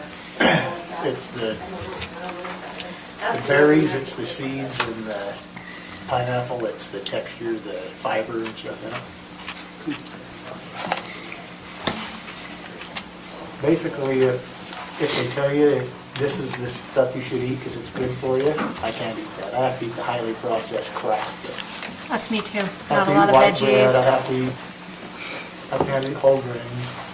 I'll just choose to do that. Sarah does not eat bunny food. No, I don't. I'm terrible. I've gotten that desperate that I was actually reading about how if you take apple cider vinegar and a certain concoction every day, that you could eliminate the allergies, because I've gotten so many allergies as I've gotten older. I used to drink that every single day. And it still didn't work. Well, it won't help my condition. You can get it in pill form too. They had Then me you don't have try to it, drink it. thinking it would until I was diagnosed. Once I got diagnosed, and they're like, yeah, that ain't gonna help, give up.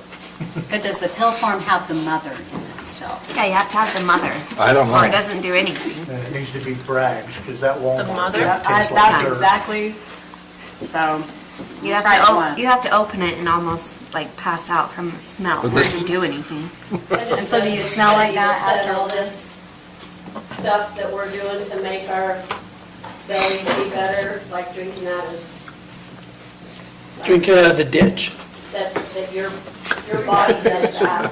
If you can't make your body do that. It's part of your digestive system, and so it'll do whatever it's doing to whatever you're in your belly at the time, but we're taking all of this thinking that we're making ourselves better, and Really, we're just taking nasty stuff and dealing with it. Good, because I Well, cannot it didn't stand cure me, green. I know I that. have allergies, terrible. The only thing that helps me is shock.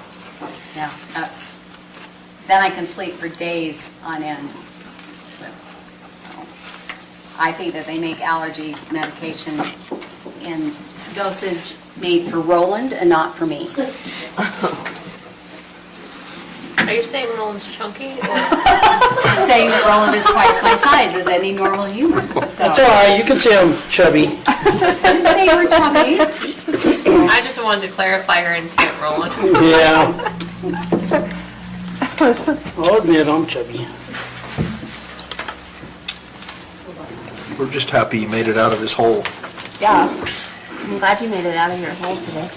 Yeah. Yeah, you could have called in Jeff Little and blown that rock up, then you'd have enjoyed the time you spent working with it. Yeah, it has taken a little bit. Those rolls are so good, I want to eat more, but last night I felt sick, so I'm not going to do that. But I seen you brought a little Coke instead of a big Coke today. only because that's all I had at home. Oh. I thought maybe you were trying to make baby Liv not so upset. No, I got grocery pickup from Harmon's yesterday before I came here, and I ordered Coke, and they didn't have it, so I got little ones. Yeah, got little baby Cokes. I'm surprised they let you drink it. How much longer you got? You're probably not supposed to, but just continue. All right. I have Baby one Liv by just does circles Coke. How much instead. longer you got? November 1st, Now you're coming about up. 26 days. I think it counts along the lines Less of, than that, because it's at That's a- 7:30 in the morning, so 25 and a half. That's about the point where I'm like, get it out. I think it kind of goes along the lines of if you do it before the baby, oh well. 'Cause she'd probably go through withdrawals from her Coke, which would be worse for the baby than just drinking a Coke. You know, if I don't drink it, it doesn't bother me. Like, I could go, I don't get Without like a Coke. headache or anything. I just truly, it's probably like the one thing I truly enjoy. Is Coke. Coke and apples. Two things I truly enjoy. An apple pie. Apple pie, Honey Crisp apples plain. Yeah. That makes sense.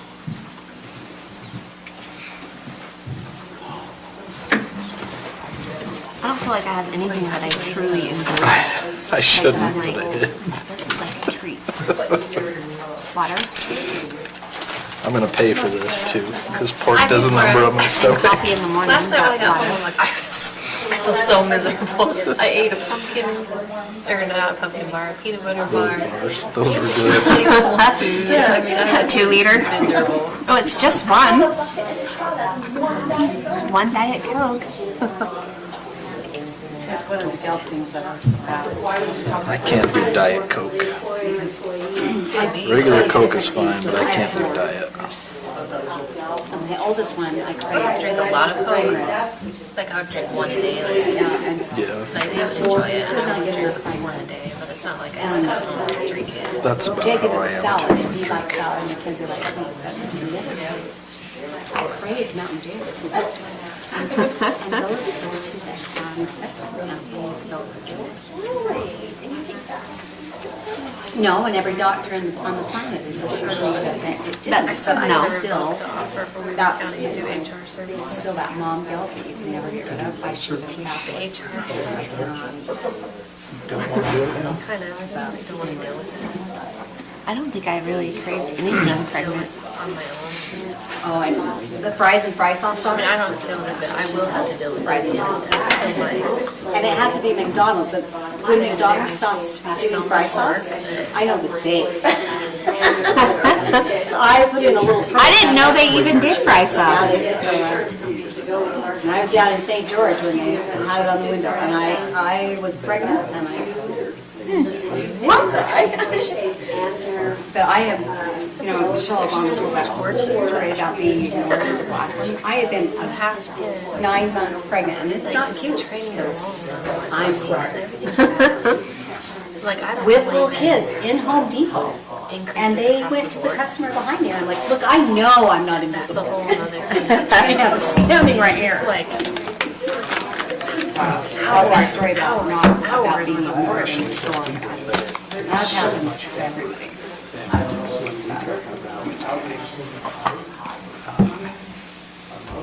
Greatest challenge, greatest challenge, greatest challenge. Greatest challenge. Whatever the top rating is, my employee has $1 hour. That employee can, that doesn't help anyone ever. Yeah, I said, my employees that have a family, probably gonna pay All I gotta do is mark it. $180-something. But that is a tough transportation. That's why nobody does anything efficient or seeks to do anything better. Graduating from Zoom, college online. So Yeah. we were like, I'm really strict with it. They sent them all back to me. And if they're like, it was a 1 through 5 rating scale, if they're 5, like I'm on the phone, she has decided why. But I have control there. Like I can tell them they can't do that. And there's nothing they can do about it. So policy is written that I have to sign off on everything. That's rough. If you don't give them. At least it's now and not like submit one thing, years down the road, like get married or something and then they decide. It's written, everything's explicitly written on Because policy. I've seen that Don't happen. submit one, you don't get a raise, so they don't get their raise, they go straight to their manager, and it's their problem. And then every manager's goal is to have a goal of, I can't remember when it's 20% maybe of their Yeah, that's too bad. has to be evaluating their employees. Regardless. So like on an elected official, Yeah. that evaluation, they don't really do one, but if they weren't doing it, the commission would give them an increase. But they're really supportive of me too, so that's the difference. So they give me the power, and then just if I say, Oh, I'm sure. so-and-so's not doing it, then they'll just pull the increase from them. Well, I'm sure through her also, like trying to decide that on There's so much her, like that involved. It's harder in a small organization too, because That you could have be those easy personal either. contacts, Yeah. you know? It's one of those awkward conversations for a lot of time. Yeah. Does that mean that she's If you're going to do it. Yeah, so like where do you sit with like, That's why I said she would have to do it, not me. Because I don't want to know. I mean, she but as a wouldn't have parent, any idea who if they anybody decided was, that they were, wouldn't you care. kind of had to see it coming, I feel like. Which is ideal. Right. Because you kind of got to feel like, okay, there's, And see, and that's, Hit real I think that's one of the reasons all why my old friendships and stuff as a teacher. and I'm sorry. They had to be erased, not the friendship erased, but I no longer could use that. It couldn't come into play anymore. I mean, one day, I was sitting across the table from my next door neighbor. Right? Is this your pile? This is my pile. No, I've already got mine, And they sold I it had out. my first high schooler. but I already put mine in the in my book. I do. I didn't. I remember high school. Sarah's got her, And he's got she's his, so I don't know. super shy and has like this group of friends that is just, I guess it's more, maybe the family has different beliefs than we do. Because I told her, go to the homecoming dances, just go and hang out. I don't have anyone to go with. I'm like, can't your friends go? Well, no, they said freshmen don't go. I'm like, since when did freshmen not go? Ooh, sign up, sign Like, up. I think it's more along the lines of Yeah. their parents don't let them date or go do things like that until they're 15 or But I have 16. enough people, See, I was- so I do software, yeah. I'm like, that's probably why. There was, Which it is. there was one So- person that the superintendent said, So they want to go all and Here's like this paperwork get onesies file. and ride their longboards around town that night. And she's like, Mom, I'm not freshman in high school. I'm not going to wear a onesie. I'm like, I just don't want you need to find some different friends. fair or making judgments, so.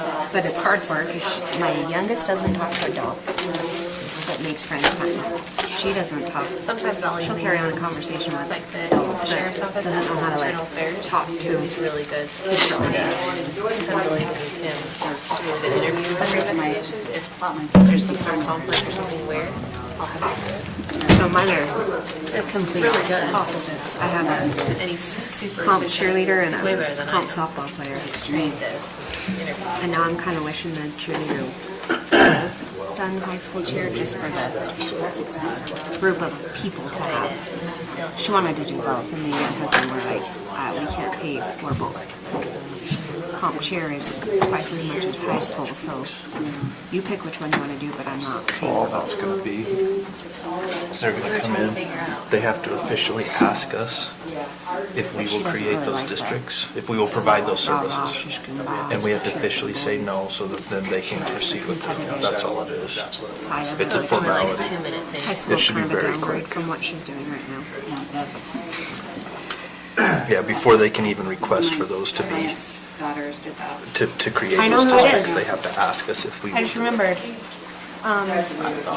get it on public record. Sean Wayne. Their coolest one still does it. Harper. She's on my daughter's. They're well side. aware that we're going to say no. She's her flyer. Cute little thing. She's so cute and sassy. Thank you. Oh, she is sassy. I love it. And then their other one, Gracie, is actually playing softball with my daughter in an overnighter. Yeah, when I said I was on the county council, they're like, oh, so do you know Tina? I'm like, yeah, I actually sit next to Showing her. up for public comment partway into the meeting. Which one, and which one? Just, there isn't an agenda item, they just want voice Yep, their. our daughters Just Oh. for public comment, danced with the Croydon back road. Shiley. Shiley I was mean, we talked Cadence's about it last night, coach and we're already last year, starting the but process. Robert called some the stuff went down at cheer. and surveyor today, so She they can doesn't start coach doing no more, and I kind of miss her. She's a good coach. And then Taylor still cheers. She's on Obsession.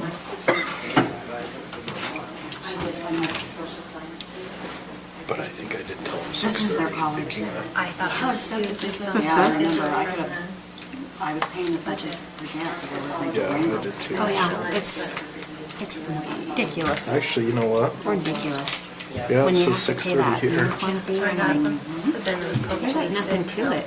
That's like a bra and underwear, and it's $500. Well, Kidding I me? may have told them wrong, so if we do have people, are you opposed to doing a public comment later on in the meeting?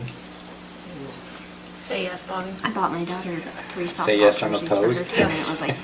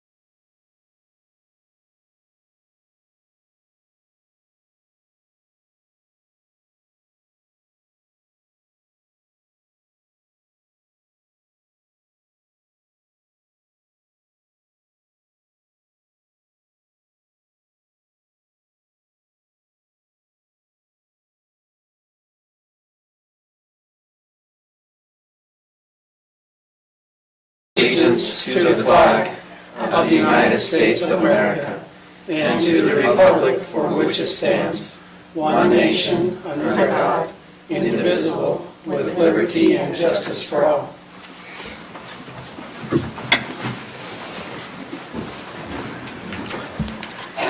Thank you. Any changes to the agenda? There are no minutes for today's agenda. Anything else? Take a motion to approve the agenda.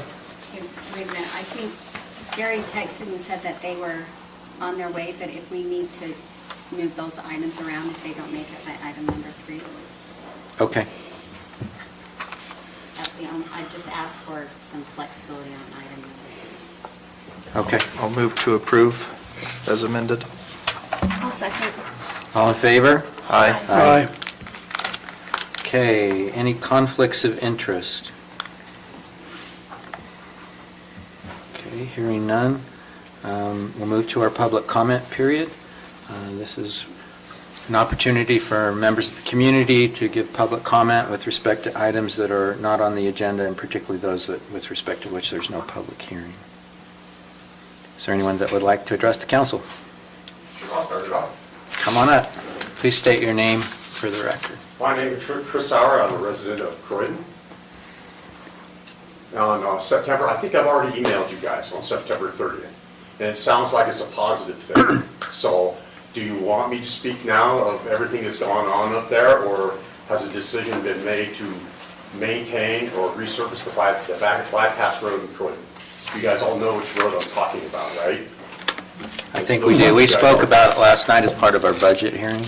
Did you? Well, that's good, because it sounds positive that you're going to resurface maybe the bypass road, correct?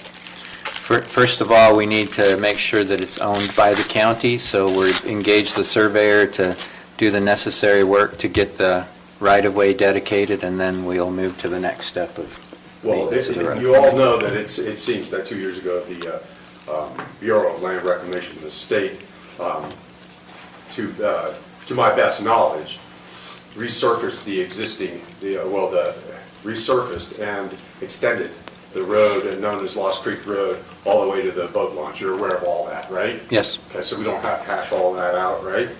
It was in order to make it a blue ribbon fishery, of course. And of course, all that traffic, the people of Croydon's issue is, because all that traffic's going now through Croydon. Also, you guys should probably know that the campgrounds out there, I'll just speak publicly, that the campgrounds out there are a mess right now. It's all for one, all for free. So it's like everybody's staying up there now, bringing their big old, we've witnessed, recreation vehicles trying to pull into like a 16-foot slot, camping slot that was designated up there, and it's like 45 feet. And they're staying up there like 2 weeks at a time. So I just wanted you to know that also increases all the traffic. I've almost been hit several times on that road, just mowing my lawn alone, because people are going to try and pass these recreational vehicles. And it's like a convoy through there. There's small cars stacked to the top with the boards, the paddle boards and stuff like that.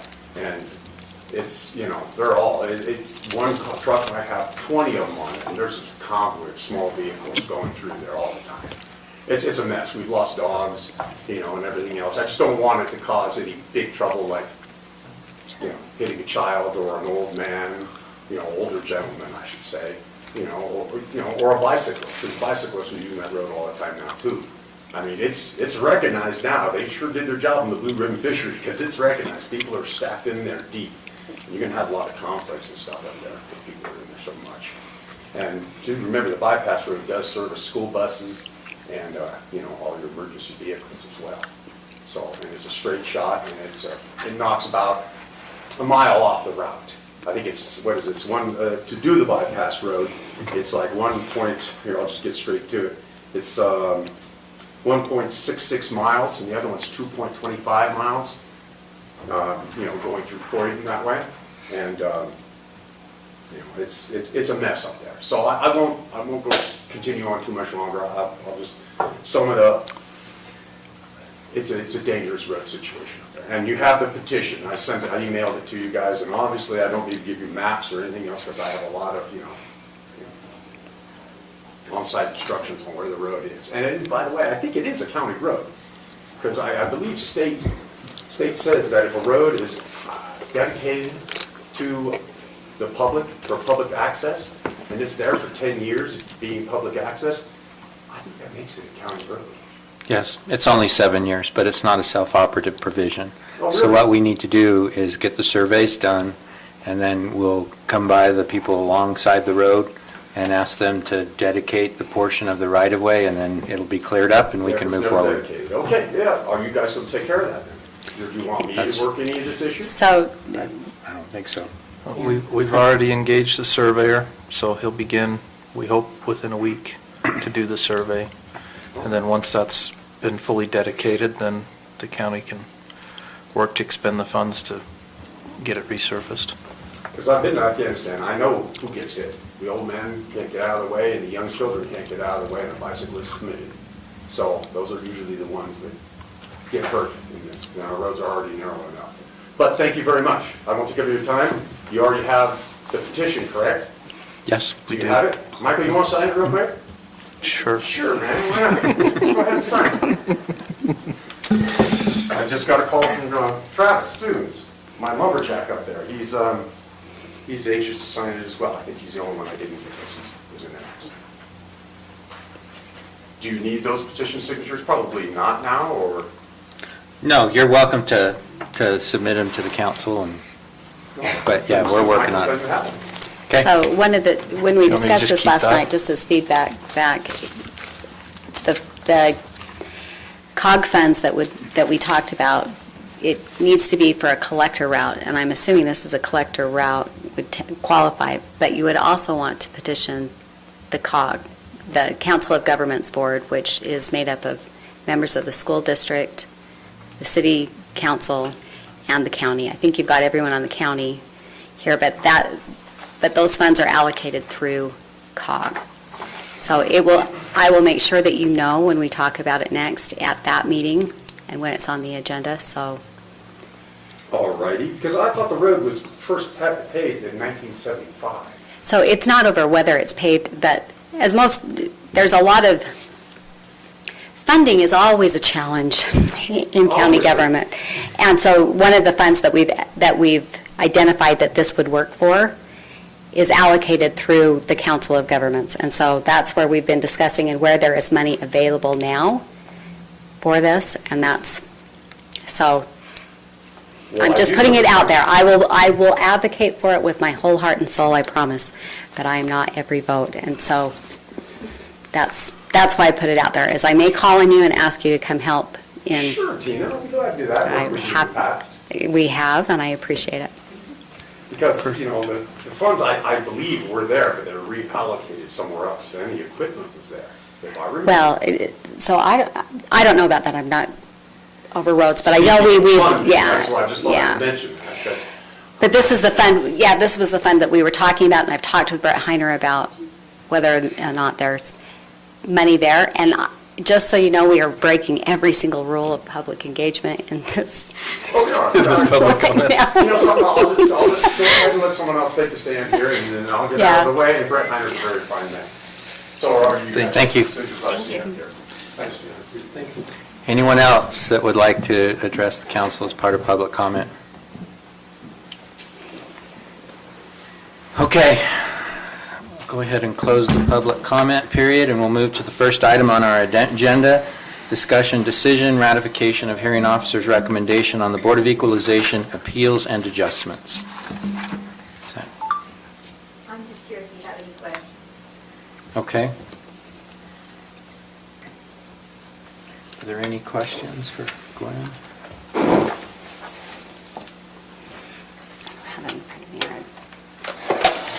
Yeah, actually, yeah. Okay. So go ahead.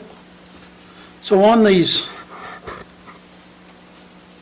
lots, they're reducing it by the 15,000 for the water share? Correct.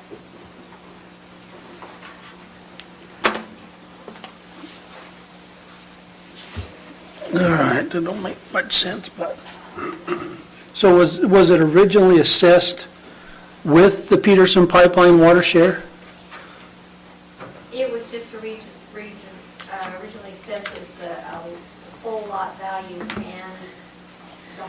value, and they were asking that everything be reduced to zero, that there was not any value there at all for the home or the lot. And that's the hookup fee that Peterson Pipeline's gonna charge each home is $15,000 per home. So they subtracted the hookup fee from the home value. Okay.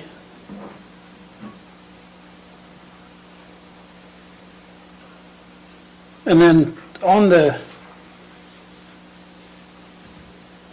can I say who these are? Because I don't have a clue who they are. So the David Hanson one, the house that slid, which one is that one? There are two houses in Highlands West. And in prior Board of Equalizations, back in probably 15, they were given adjustments due to the problems. And as we came around and did the detailed review again, it's our policy to, we don't know what type of mitigation is taking place or, it's been corrected. So as we did the detailed review, we just put the value back as though there were no problems at all. And both of them came forward and submitted enough evidence to the hearing officer to convince him that they're So they devalued their property 250, correct. correct? Okay. I can't remember, just a minute, let me look at the other one.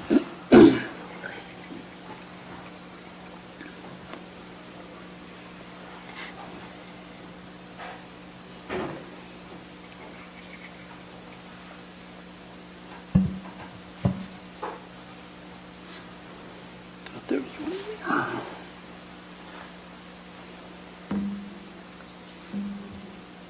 And then what's the Peterson House LLC? Is that the same, That's the same issue. the same issue with the other house Exactly. that's in there?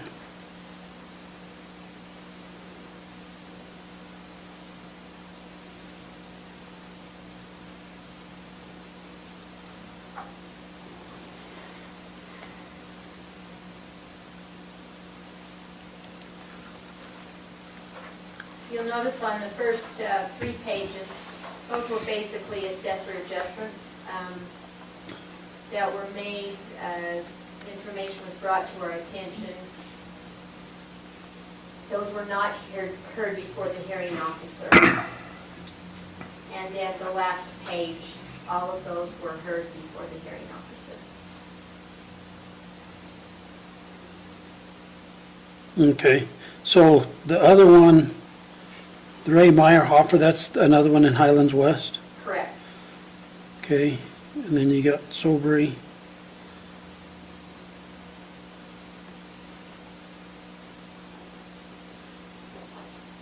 And I didn't understand, so what are the charts then?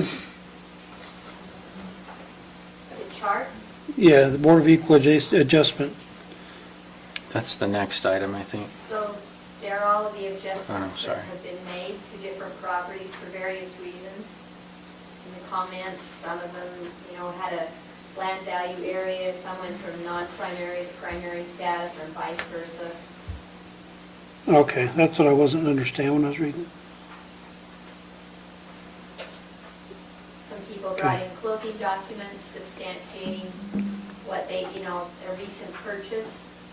Some supplied fee appraisals that they had done. Okay. All right, that was all the questions I had. Any other discussion on this item? Is there a motion? Well, so question, so this is the deal. So 2 of these, I had declared a conflict of interest because of litigation.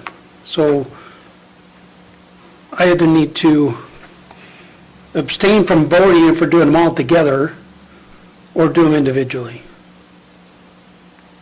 So I can abstain from the 2.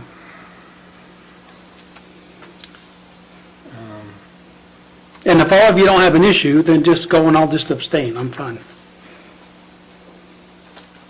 I I'm fine voting on the group if you want to abstain. Yeah.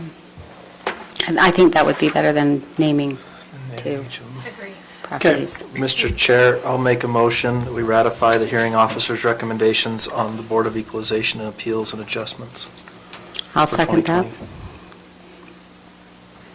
So we have a motion to ratify by Member Newton, seconded by Member Cannon. Member Haslam will abstain. All in favor? Aye. Aye. Any opposed? Okay. Next, item 2, Gwen Rich, discussion decision, abate taxes on 2 personal property accounts. Same. Same, those are pretty well self-explanatory, but if you have any questions. Mr. Chair, I move that we abate taxes on the 2 personal property accounts. Do I need to name this, or just, is that sufficient? Go ahead and just... Okay, that's it. I'll second.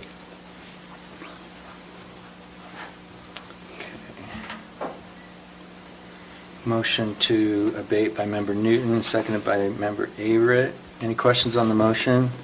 All in favor? Aye. Any opposed? Okay. The next item is Member Cannon, discussion decision, recognition of the 2020 Mother of the Year, Morgan County and Mountain Green, although I think this is Morgan County tonight. Or no? Mountain Green. Okay. They're both Mountain, yeah. Mountain Green. Yeah, they both live in Mountain Green, so. So this is, it's much more official when the chair does a vote. So Gary and Donna Ross, if you'd like to come forward. Donna Ross was nominated as Morgan County Mother of the Year.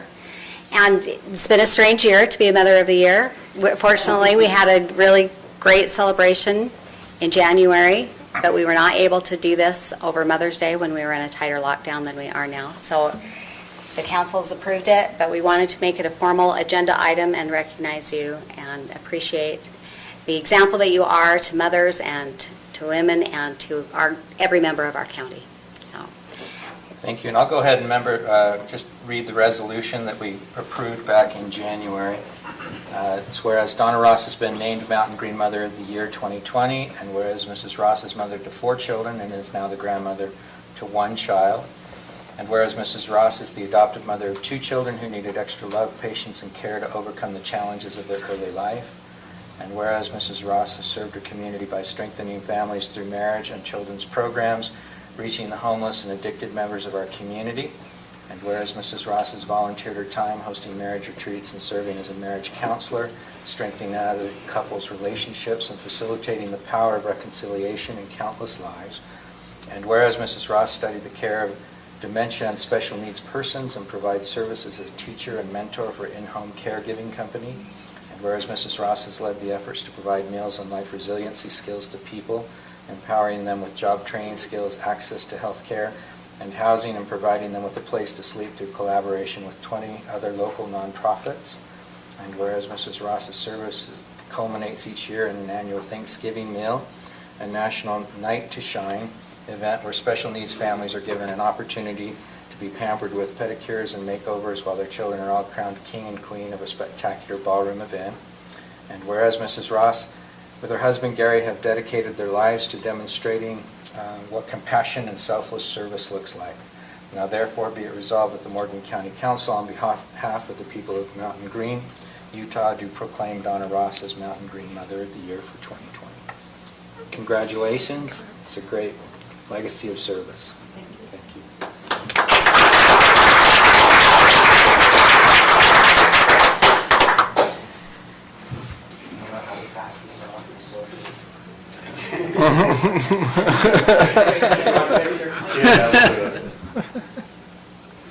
Good socially distant picture, thank you. Thank you all for your support. Thank you.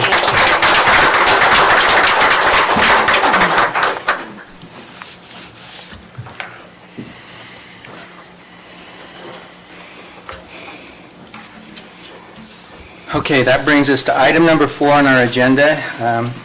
Haley Hale, discussion, public hearing, and decision, continuation of a public hearing from the Planning Commission on August 27th, 2020, a proposed amendment to MCC 8-2-1, definitions of words and terms, 8-5C-1 purpose, and 8-5C-3 use regulations, amending the commercial zone districts and commercial use table.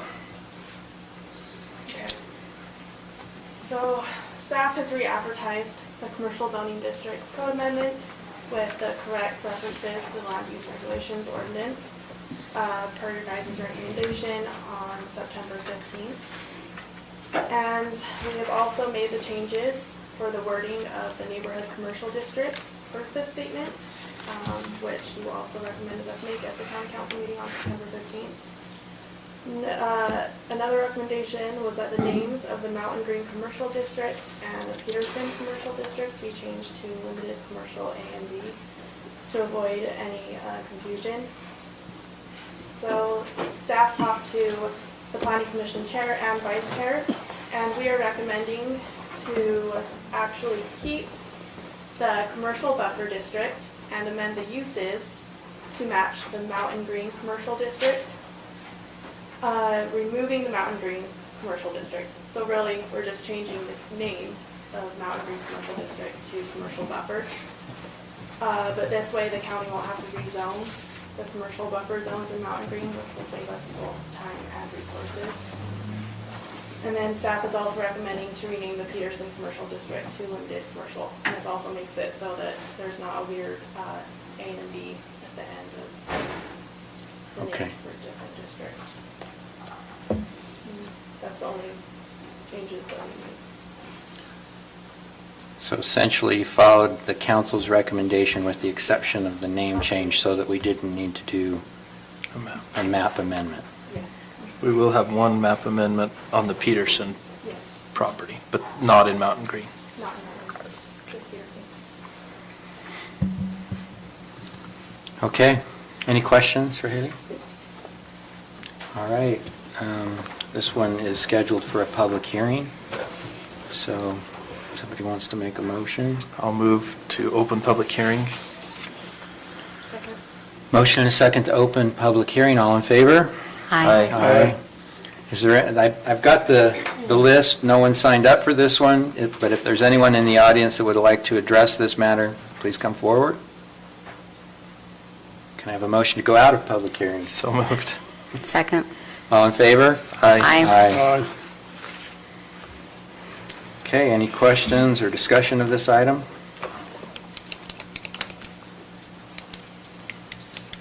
I'll take a motion. Chair, I would move that we approve the revision of Morgan County Code Sections 8-2-1, definitions of words and terms, 8-5C1, purpose, and 8-5C-3, use regulations to update the commercial zoning district ordinances based on the text listed in the staff report dated October 6th, 2020. I'll second. Okay, we have a motion to approve by Member Cannon, seconded by Member Averett. Any questions on the motion? Yeah. So I have issues. We spent, before you guys come, no offense intended, we spent probably 2 years between the planning commission and the council going through this and adjusting and going through the NADI, whatever that book is called. It's got 75,000 names on it. We're never going to have the perfect fit. We're always going to have an issue somewhere. So I'm not going to lie, I'm against changing it, mainly because I know the work that went into what we got. Now you're keeping the commercial zone there. We're renaming Peterson. I don't know what the big deal is about leaving Peterson, but sorry, I have an issue with it. That's my issue is there was a lot of time spent on it, and now we're just changing it again, so. Okay, thank you, Member Haslam. Any other comments or questions? So is there anything that you would add back into it that you have concerns on that we can? Well, no, Or is it like I said, we just, I mean, you was in part of it with the council. I remember. And we just A lot of work. spent a lot of time back and forth, and I'm just looking at it as, we're never gonna have the perfect fit, but we always seem to just be changing. We have one issue, we change the whole thing. We have another issue, and it doesn't matter if we change it or not, we're still gonna have another issue come up. You know, and so my deal is why change it, leave it the way it is, and let's go, but that's my take. I remember the process. It was onerous. And I appreciate the time. I don't think we ever fully do justice to the amount of time and service that the Planning Commission puts in. It is a difficult job, and they take a lot of the heat off of the council and the work that they do. And so any change to code, or I want them to know that it doesn't lessen any of the time or work or effort that they put in, that I'm grateful for all of the time, because it was a long process.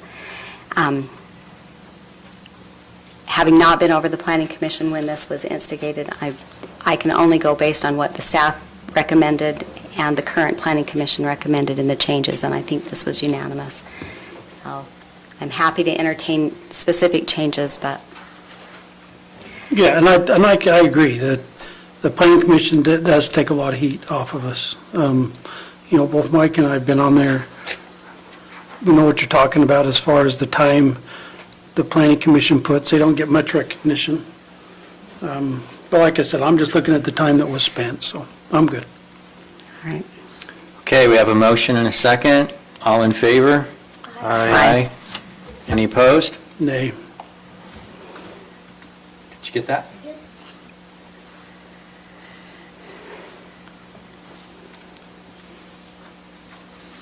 Okay, item 5 on our agenda. Lance Evans, discussion and decision, continuation of a public meeting from the Planning Commission on September 10th, 2020. Elquest Rindlisbach Plat Amendment, a proposed amendment to the Elquest Estates Rindlisbach minor subdivision to adjust the lot line between lots 2B and 3A of Elquest Estates, as well as transfer 2.14 acres from Lot 3A to the Rindlisbach minor subdivision, located at 1470 North and 1340, says north. It can't be two north coordinates, but 1470 North and 1340 West, southeast. That's just the two separate addresses. Oh, 1470 They're both North north. and 1340 North Morgan Valley Drive. Yep. Okay, that's my reading error. Okay, go ahead. All right, so the planning commission is recommending approval for the Elquest Estates small subdivision and the Rindelsbach minor subdivision plat amendment located at 1470 North and 1340 North Morgan Valley Drive. And the proposed amendment would adjust the lot line between lots 2B and 3A of Elquest Estates, transferring 0.28 acres from lot 3A to lot 2B. The amendment would also transfer 3 acres from the northern portion of Lot 3A of Elquest Estates to the Rindelsbach minor subdivision. And then the Rindelsbach minor subdivision will transfer 0.86 acres from the westernmost edge of Lot 2B to Lot 3A of Elquest Estates in order to keep the entirety of Elquest Estates at 20 acres and in conformance with requirements for a private lane. No new building lots are being created with this amendment, and the impact on the adjacent properties is minimal, and the planning commission recommends approval with the conditions listed in the staff report. Any questions? There's a lot of Any transfer. further Just- questions? just Can you to bring make the sure- yeah, picture are- up for the Yeah. public? I'm assuming the one we really want to look at is the one that has the red and the green areas, right? Yes. Okay.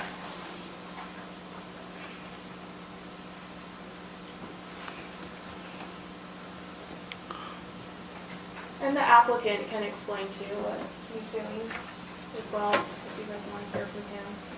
They're just trading property. Yeah, trading Yeah. property. Pretty much.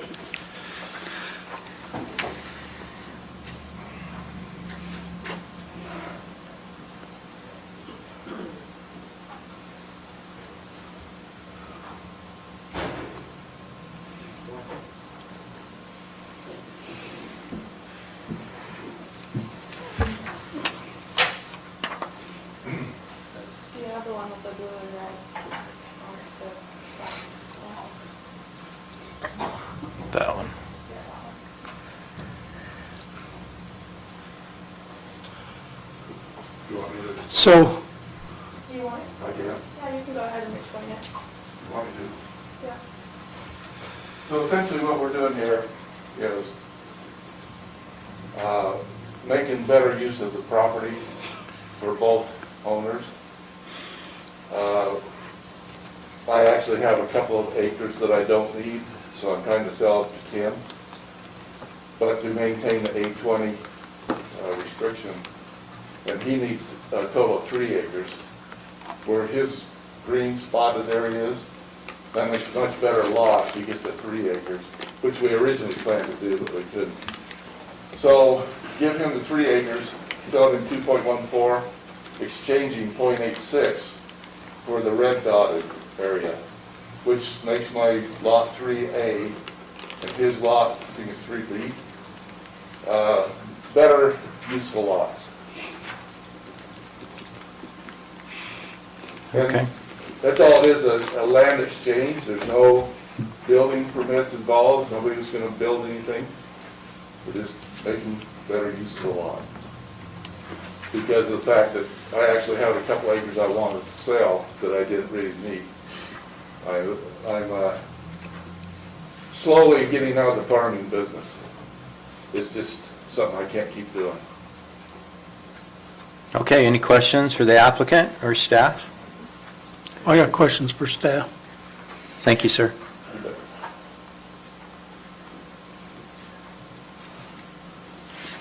So your survey comments from Jeremy Cunningham, Yeah. so have they all been addressed? You got Yes, 1, they 2, have. 3, 4, you got some on Elquist and some on Reynolds Box? They have been all addressed. Okay.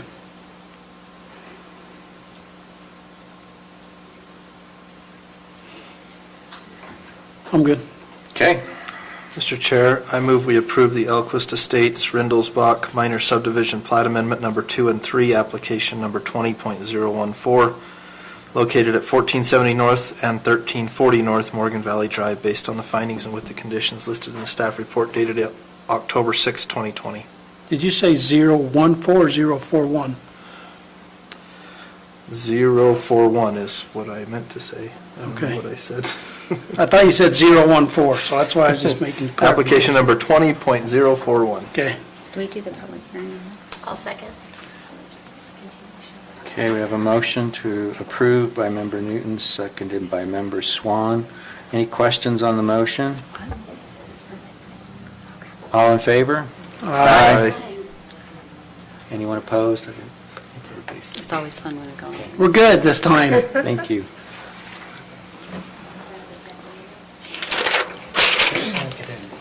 Hmm? Second Member Kennedy. Randy.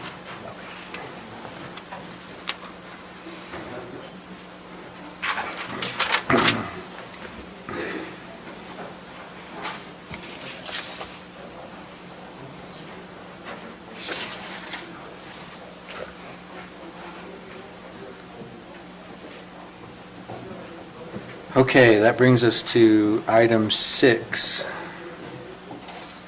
Land 7, discussion, decision, public hearing, decision, continuation of a public hearing from the Planning Commission on September 10th, 2020. A proposed amendment to the future land use map of approximately 6 acres going from agricultural to rural residential. Property is located at approximately 2075 West Old Highway Road. Go ahead.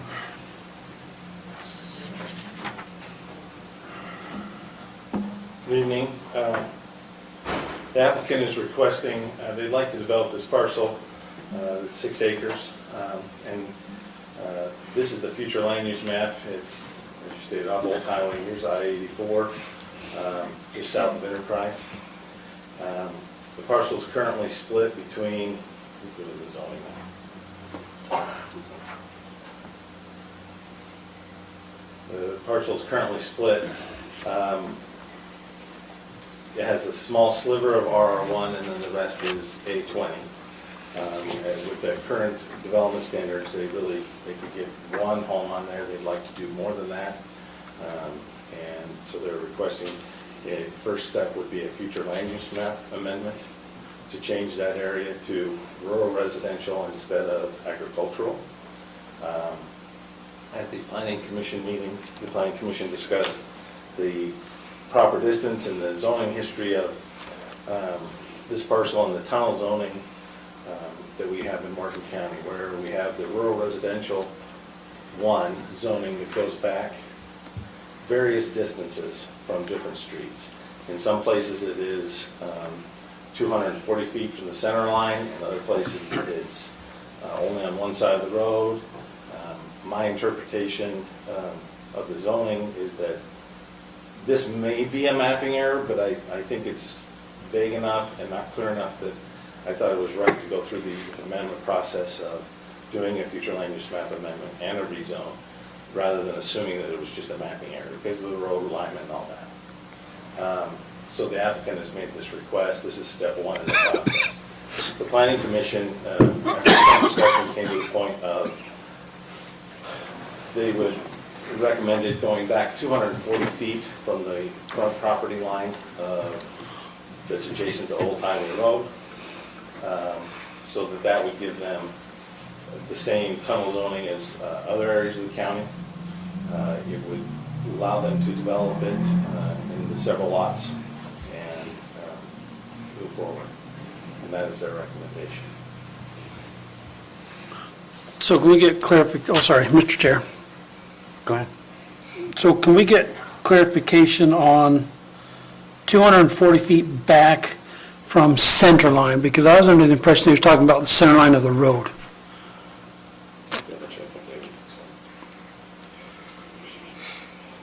From the center line of the road, they did. That is correct. So it's not the front property line, it's from the center line of the road. Okay, so I mean, on motion, I just want that clarified, No, that's the center line of the road, just to identify where we were talking. And to further clarify, center line of the road, speaking as a planner, that will be center line of the right-of-way.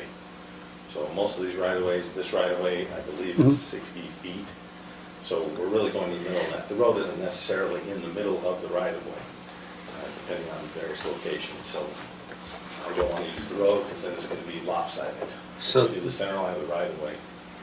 And that depicts the current status, right?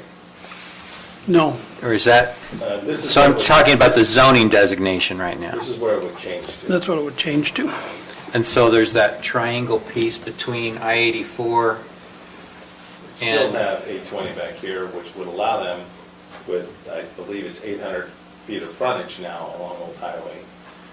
With that depth and 200 and 240, they'd be able to do 4 lots. Now, the terrain is such that I don't know if they could really get that, but they could potentially split it into multiple lots. But that would go all the way back to, I'm going to call it the southwest property line.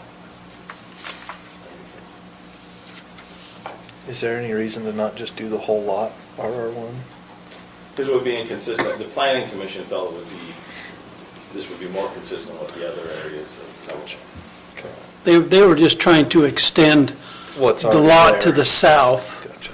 extend that line That makes sense. to the north property line. Although we just corrected that in Stoddard on some lots where the RR1 didn't go back far enough. Correct. So I don't know if that's an issue or not, but I guess if they're not asking for it, we'll. It really, I don't think it would change what they could do development-wise, because they're going to be limited with the frontage. The surrounding areas are developed, RR1 currently? Yes, there's homes all along this section of Old Highway. To the south. This is kind of a steep, narrow section, so not really, nothing has been developed in here, but then we get around the corner. Yeah, up in Enterprise, there's homes pretty much all along the artery, or along Old Highway Road. So this is just extending what neighbors are all doing.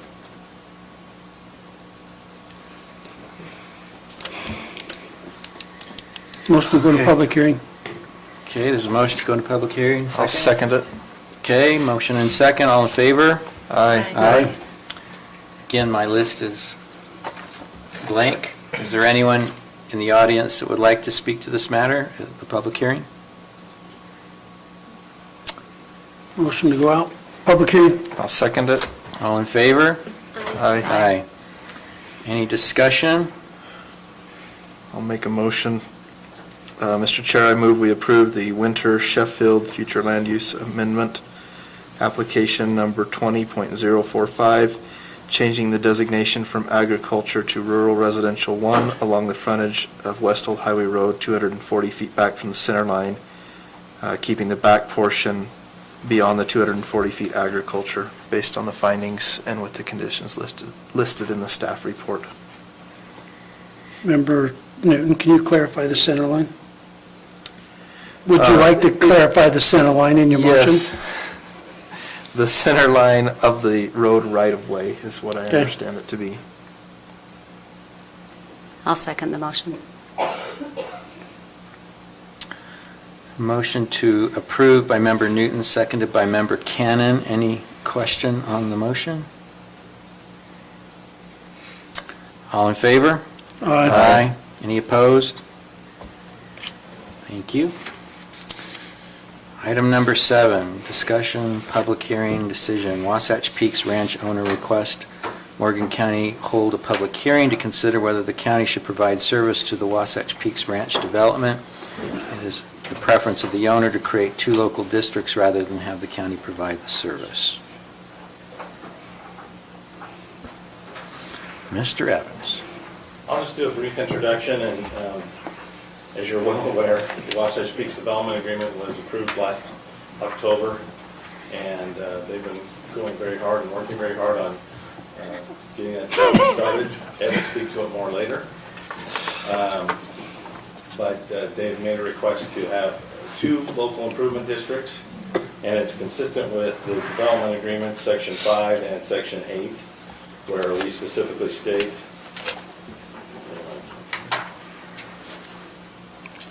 for the development agreement, the county specifically state that we will work with them and not, and allow this to happen for their different, for all the uses that they have outlined in their request for improvement districts. So we've agreed to, in Section 5, culinary water, sanitary sewer and facilities, districts, fire protection district, emergency medical services will actually remain with the county, that's the ambulance services. But storm drainage and flood control would be put into one of these 2, as well as roads and other road facilities. I think I'll just leave it at that's their request, it's what we had anticipated and what we were going to, and what we put into the development agreement. Jan might want to talk to this more, but this process is, this is the initial public hearing per state code. If you don't have any issues, we'll do a resolution that says Warren County is okay with them doing this development, or these limited improvement districts, and creating these, and then we will have to advertise and hold a specific public hearing on that resolution to meet the state code requirements. So is that the 45-day or the 60-day? I think we have 45 days to hold the hearing we're holding now, which we meet that requirement. Okay, so then we have 60 days. Now we have just the time, because we have to advertise for 4 weeks, the resolution. So I don't think there is a time limit now that we've had this initial hearing. Just has to keep moving. Yeah, there is. If you go to your 17B 212, doesn't that state where we have 60 days now? That sounds right. So there is a protest period under statute, and I think it is a 60-day period that commences with the holding of this public hearing. I believe that is correct. I'm a little bit rusty on that front. One point that I would point out that's an option for the county as well, as opposed to the publishing the newspaper 4 times, you can also mail a notice to each of the property owners and registered voters within the boundaries of the proposed districts as well, and that could be more cost-effective than doing the newspaper if that's a route we're interested in taking. That's just a one-time. Okay, so, Just one landowner too. I One mean, it's not landowner now. multiple landowners, I don't believe. It's not like- okay, so this is the 45 days from notice meeting, From their Correct. request. okay. It is, we have till October, we were officially served this request 9/1, and we have to have a public hearing by the 15th of October. And so Lance and I work together to get on this agenda, for this portion. There's nothing for you to vote on really, right now, there's no resolution. We didn't want to be so presumptuous as to say what your decision was going to be, but we can bring you back a resolution, assuming you grant their wish, which is in line with the development agreement. Okay, I thought this was a decision, I thought we had to make a decision on this, whether we was going to let them, I mean, like you said, in the development agreement, it says that we're going to agree not to protest and all this other stuff. But I thought this one, we had to do a vote saying we're going to proceed. I think this is the chance for the citizens to initially try and sway you one way or another. It would be a lot different if there were a lot of landowners or multiple landowners, because they would be the ones potentially here trying to sway you one way or another. And in this case, the developer is the landowner. So Okay. we were supposed to hold a public hearing, period. It didn't say what to hold in that, within 45 days, and that's what we're doing today. Then we would have a resolution for you to approve and hold another public hearing. We could do that as soon as you'd like. Within the 60-day Yeah, we notice. could do it Okay. as soon as we can get the notice requirements taken care of. All right. I'm good. Okay. Ed, would you like to speak? Please. And we've got our attorney, Aaron Wade, with Gilmore Bell, if you would like to hear more about the process than from the audience. So if not, Good.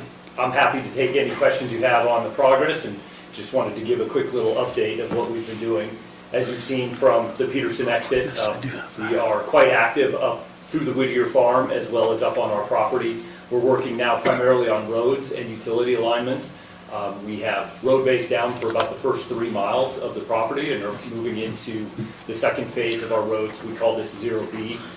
We've continued to do an extensive amount of geotechnical and geological analysis. We now have 318 holes with over 13,000 linear feet of borings that we've been testing, shear testing, and documenting in building our 3D map for all of the future development that we will do. Again, as part of this is the roads and the utilities that will be our liabilities going forward. So, exciting time. I think we have 45 pieces of equipment up on property, around 50 people up there working, and we feel like we've been making good progress and have been working hard to get as much done before the snow flies here in November, December.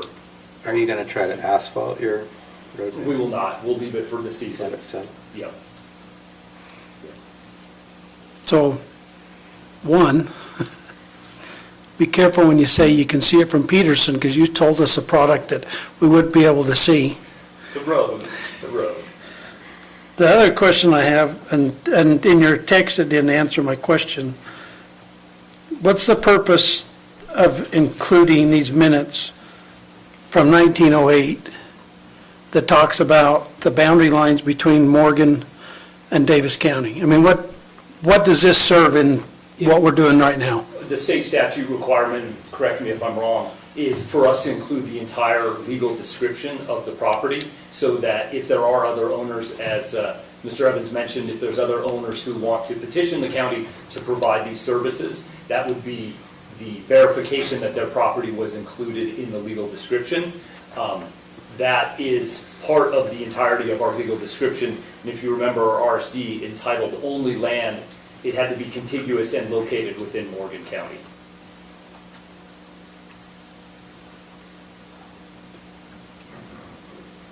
Okay, but I guess the question I got, and the property rights ombudsman couldn't answer the question.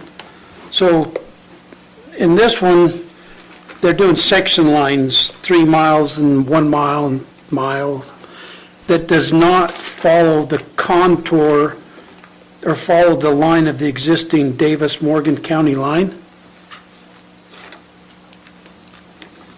Well, See, that's where I'm, so sections are laid out on a grid without regard to the topography, whereas sometimes county boundaries are called out as a ridge line or a river or a road, so they wouldn't necessarily match up. If you look at the map on page 11 with the depiction of the that's what I'm looking at. Yep, you'll see there on the western edge in section both 4 and 9, like primarily section 9, the east-west the east-west boundary lines follow section lines. But then when you get to that western boundary of section 9, that's where it is designated as the boundary line between Davis and Morgan counties. Yeah. And I understand that. I'm just trying to figure out, I would have to double check, but I believe that is the leftover of our legal description. We have an Alta survey of everything from really the pinch point north. We have an Alta level survey, and I can double check that the minutes were, if the minutes address a potential discrepancy, because if you're up on the ridge line, it is rounded in portions at the top of Peterson Peak, where it comes across Peterson Peak to the back of Peterson Bowl. It is rounded, and we believe it's the Forest Service that's done the best job setting rock cairns at where that high point is, because the ridge line is then where the watershed drains, and I believe that is how they designated it. There may have been, the minutes may have included a discrepancy in the past. well, but, and maybe I'm just understanding, because none of your property crosses over the blue line. It's all still inside the dotted Morgan-Davis county line. So I'm just trying to figure out why you would research clear back to 1908 and stuff that's in our packet. I believe it is still part of that legal description, and I can double check that, but I believe because of discrepancies in the past, that is part of how that was defined. Okay. So it's evidence of your property boundaries that you're including as part of your submission. Correct. To ensure that we are not including any other Davis County properties or properties that are owned by anyone else. Because we wouldn't want to approve a district in Davis County. Aaron? I think that's, in talking with WPR, their interest was to make sure that they were So can he come up here? putting the district on. Yeah, Aaron, go ahead Sure. and stand up here maybe, Sure. so we can. In talking with WPR, the interest was, one, to make sure that the district boundaries didn't include the portion in Davis County, because then Davis County would be a part of this process. They would have to hold a public hearing. But when I had asked the similar question of the purpose of that, the response I got was that the document was provided by the surveyor to support the assumption that the area shown at the south end of the property is taxed by Morgan County, even though a portion of the section is shown in Davis County. So I think it's good to kind On of the show, south? It's the ridge line, is what it's talking about. So I think that's kind of the breakdown, but the entirety of the district boundaries, to my understanding, for proposed district boundaries are just within Morgan County, not trying to bleed into Davis County in those portions. So you're talking about in the south on section 3, section 11. Are those ones you're talking about where it shows the line? No, because those were not included in our RSD. If you look at section 35 where the pinch point is on Yes. where the blue WPR property, from the northern edge of that section, I apologize, that was included in there. There are, when you get down into section 10, section 14, for those that have driven up Farmington Canyon Road, Farmington Canyon Road is in Davis County, though it does cross portions of the WPR property. But then over there, the property lines are on section and quarter section lines, but we needed to delineate the boundary between Davis County and Morgan County. So I apologize, it wasn't the western edge. It is that southern edge where those small little 40s are down there.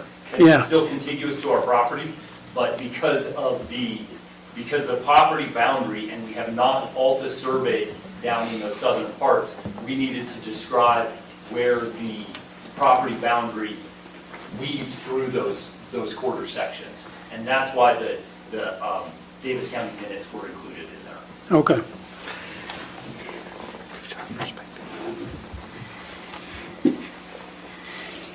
Any other questions? You used the Not word at this that I time. learned just the other day, well, about 4 months ago. I had a client come in that wanted to call a project the Karens. And I'm like, what? What is a Karen? And it's those rock monuments they put out there. I never knew that before. Maybe you people that walk the mountains all the time do, but. It's also a person that wants to talk to the manager. I was like, that's not my understanding. That's not my understanding. Oh, it's spelled a little differently. Are you talking about the Karen? I'm talking about the Karen Oh, that would like okay. to talk to your manager. Got it. Okay, so. So we need any to make a questions for motion the- here, don't we? Well, first we have to hold a public hearing. Oh, okay. Mr. Chair, I move we open a public hearing. I'll second. All in favor? Aye. All right. This surprises me for this project, but no one has signed up to speak on this matter. Is there anyone that would like to speak at the public hearing with respect to this matter? Okay, hearing none, is there a motion to go out? So moved? I'll second it. Okay, Sarah moved it. Rock, paper, scissors over there. we'll give the motion to Member Swan. Thank you. I feel bad for you. All in favor? Aye. Aye. Okay. So, So, I was a little confused by the process in terms of what we're doing. I think we need to, do we need to formally inform them that we do not intend to provide the services, and then you prepare the resolution? Or that you will just do that as part of a directive? The email you and I had going back and forth, I can't remember the colleague of yours who sent us the sample resolution. That was Aaron Wade. Oh, that was Aaron, okay. That kind of, that seems to match with what the code says. And I pictured you having a discussion after the public hearing to say, yes, we agree, we are not going to offer those services, stormwater, sewer, fire, and that matches with your development agreement. And then if you vote on that today, then that will let me go to the drawing board for a sample resolution, which we already have a big head start on. And then we could have that back as soon as we can take care of the notice requirements. But yeah, it's 20 pages of code and it is confusing, but that, my end, I think if you, as a body, vote to allow them to start these two special service districts, then we can come back with a resolution for you to vote on at another meeting. Mr. Chair. Oh, did you want to say something? Well, yeah, I've got a question. Well, because I talked to John Mackey today. So as far as the service districts go, and this is what I need to clarify with Jan and be careful with. The way he's explained it to me is if we say we're not providing these and don't allow you to create a service district, then you can go to another service district. I don't know who John Mackey is. He's from the state DEQ. Yeah, and I don't know about that interpretation of not allowing us to, we're asking. So you want to create your service districts Yes, and so we're giving to the county. provide these amenities. Correct. So the first step of the process is to give the county the option to provide road maintenance, sewer services, water services. We obligated ourselves, and we said that weren't going to ask the county for these. And so this is the start of that process to allow us to create the districts that then, there would be two districts that give us assessment powers and the government agency, the sub-government agency to provide those services.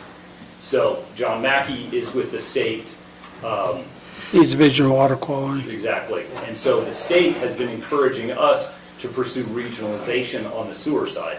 So we're having discussions with Mountain Green Sewer Improvement District, that's a non-government agency, and those conversations are ongoing because John Mackey has been strongly encouraging regionalization, meaning that we don't create another outfall into the Weber River.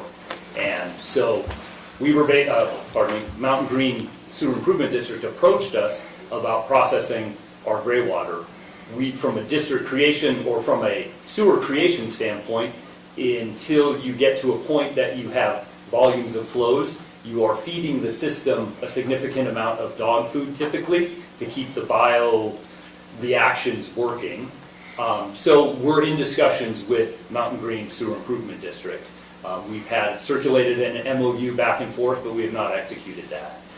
The idea of including sewer district in our application for our LID then allows us to create a district to provide sewer. We would then create an IGA, an intergovernmental agency, or intergovernmental agreement, similar to what we would do with Morgan Fire on the fire district, so that there would be an agreement between two government agencies, in our case with Assessment Authority, and then Mountain Green Sewer District as an independent district. We would create that IGA on the sewer side, paralleling what we have talked about creating and we will create with Morgan Fire. So your development agreement that you signed says the county agrees to permit the formation of a fire district, and then goes through recognized sewer district, whoever the developer sets up. So this meeting, I don't know if you have much of a choice because your development agreement already says you're going to do this. Well, I don't have a problem with them setting up their service districts for the fire and the sewer, That's all they're asking for. if that's where they're going. I'm not gonna lie. So the letter says, hey, Morgan County, do you want to provide these things for us? And we're not in the sewer business or the water business. We are in the fire business. And then it goes on in the second paragraph and says, we aren't offended if you don't offer these. In fact, we would prefer that you don't offer these, and you let us set up these service districts. And so they nicely asked, but they knew that what the answer was going to be, because we're not in the business to do any of those except for fire. We don't have sewer or water. And so they were fully expecting us to say, go ahead and set up your service district because we can't provide it. So that's all Okay. we're doing. If you wanted the roads. No, Sorry. Roland, you're right, though. It does state that in the process. If you don't provide that service, or you can't provide that service, then they want to start their own district, they can. You're right, they can also go get it somewhere else. It states in there that they wanted to get it somewhere else. They decided not to create their own, they could reach out anywhere and get one from someone. Well, and Evan and I have had this chat. My issue, I don't have an issue with you establishing your own fire, sewer, road. I ain't got no problem with that. I do have a problem when you start branching and going out. I have an issue with you going across and catching the Mountain Green Sewer. I pictured when you sold us the product, I pictured something like what's up in Huntsville, at Wolf Creek, something similar to that area. When we was talking about this, and so that's my issue, my concern. I ain't got a problem with the district. Do you have a concern if it's mutually beneficial to the Mountain Green Sewer District? I mean, they can't force them to do it. So I'm assuming that the board for the Mountain Green Sewer District would make that decision with their eyes open, and if they wanted to have that relationship, if it was mutually beneficial for both districts to have that intergovernmental cooperative agreement, I wouldn't personally find that to be a problem. My understanding is Mountain Green has reached out,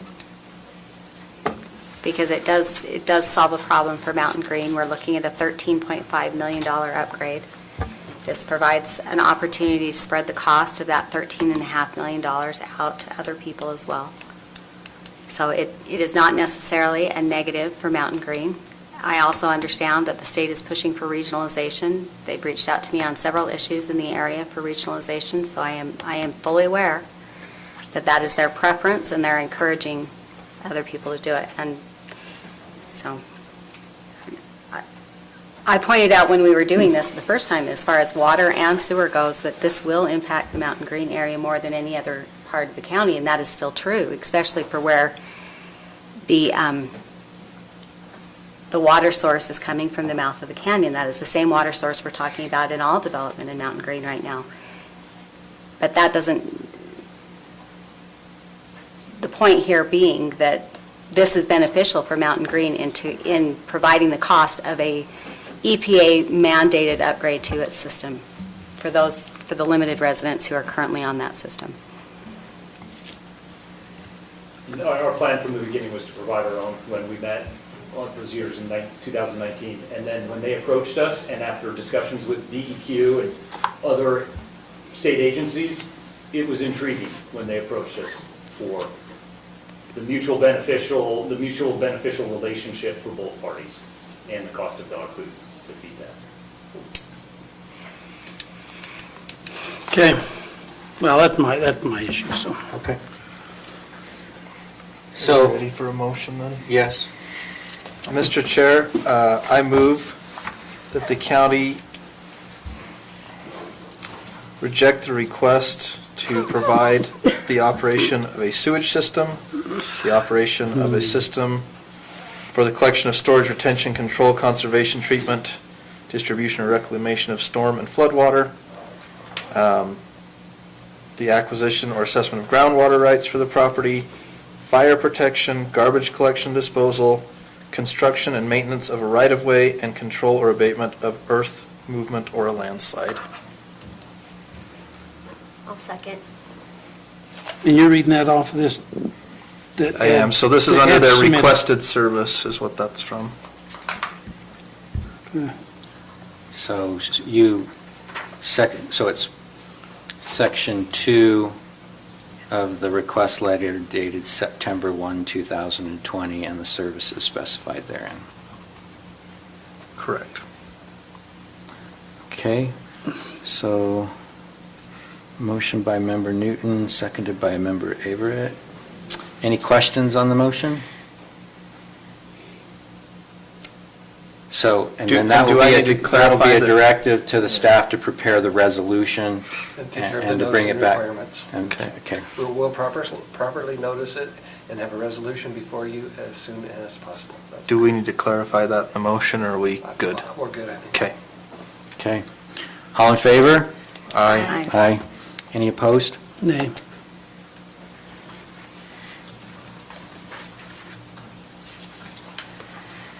Did you get that, Stacy? Okay. All right. Copy and paste from the last time. Pardon? I just copy and paste from the last motion. Okay. Yep. All right. That brings us to item 8.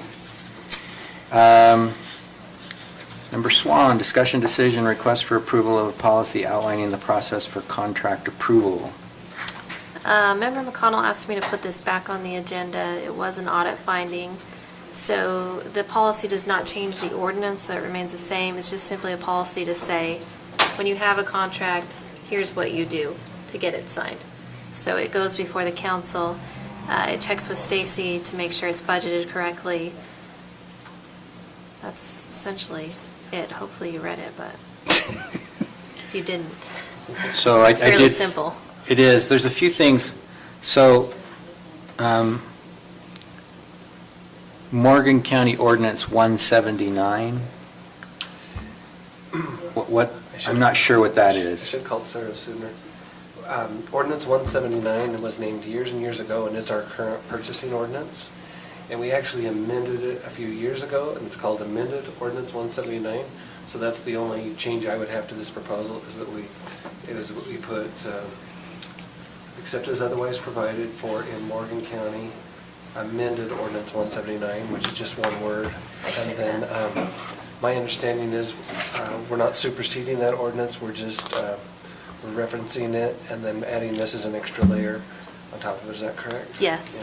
just basically how to process a contract. I think it looks good. Get Jan's approval, get Stacy's approval for budget purposes, and then bring it to the council. The key part is probably bringing it to the council because people are just signing contracts freely. So to come here, I wouldn't, Weber County does this, every contract goes to commission, and it's no more than a 2-minute thing, not even 2 minutes to say, hey, I have a contract with so-and-so, here's what it's for. If the council has questions at that point, they of course ask the individual, and then they vote, and at that point, the chair signs.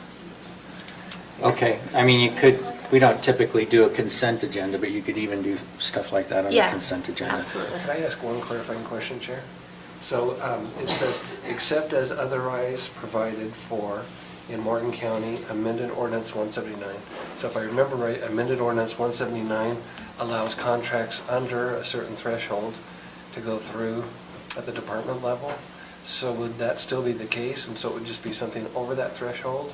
Because I think the language we have here would say ordinance 170, amended ordinance 179 stands, and then says except as otherwise provided, and so. I would assume those would probably be low dollar amount, right? It's 5,000. Under It's 5? 5,000. So are you okay with that?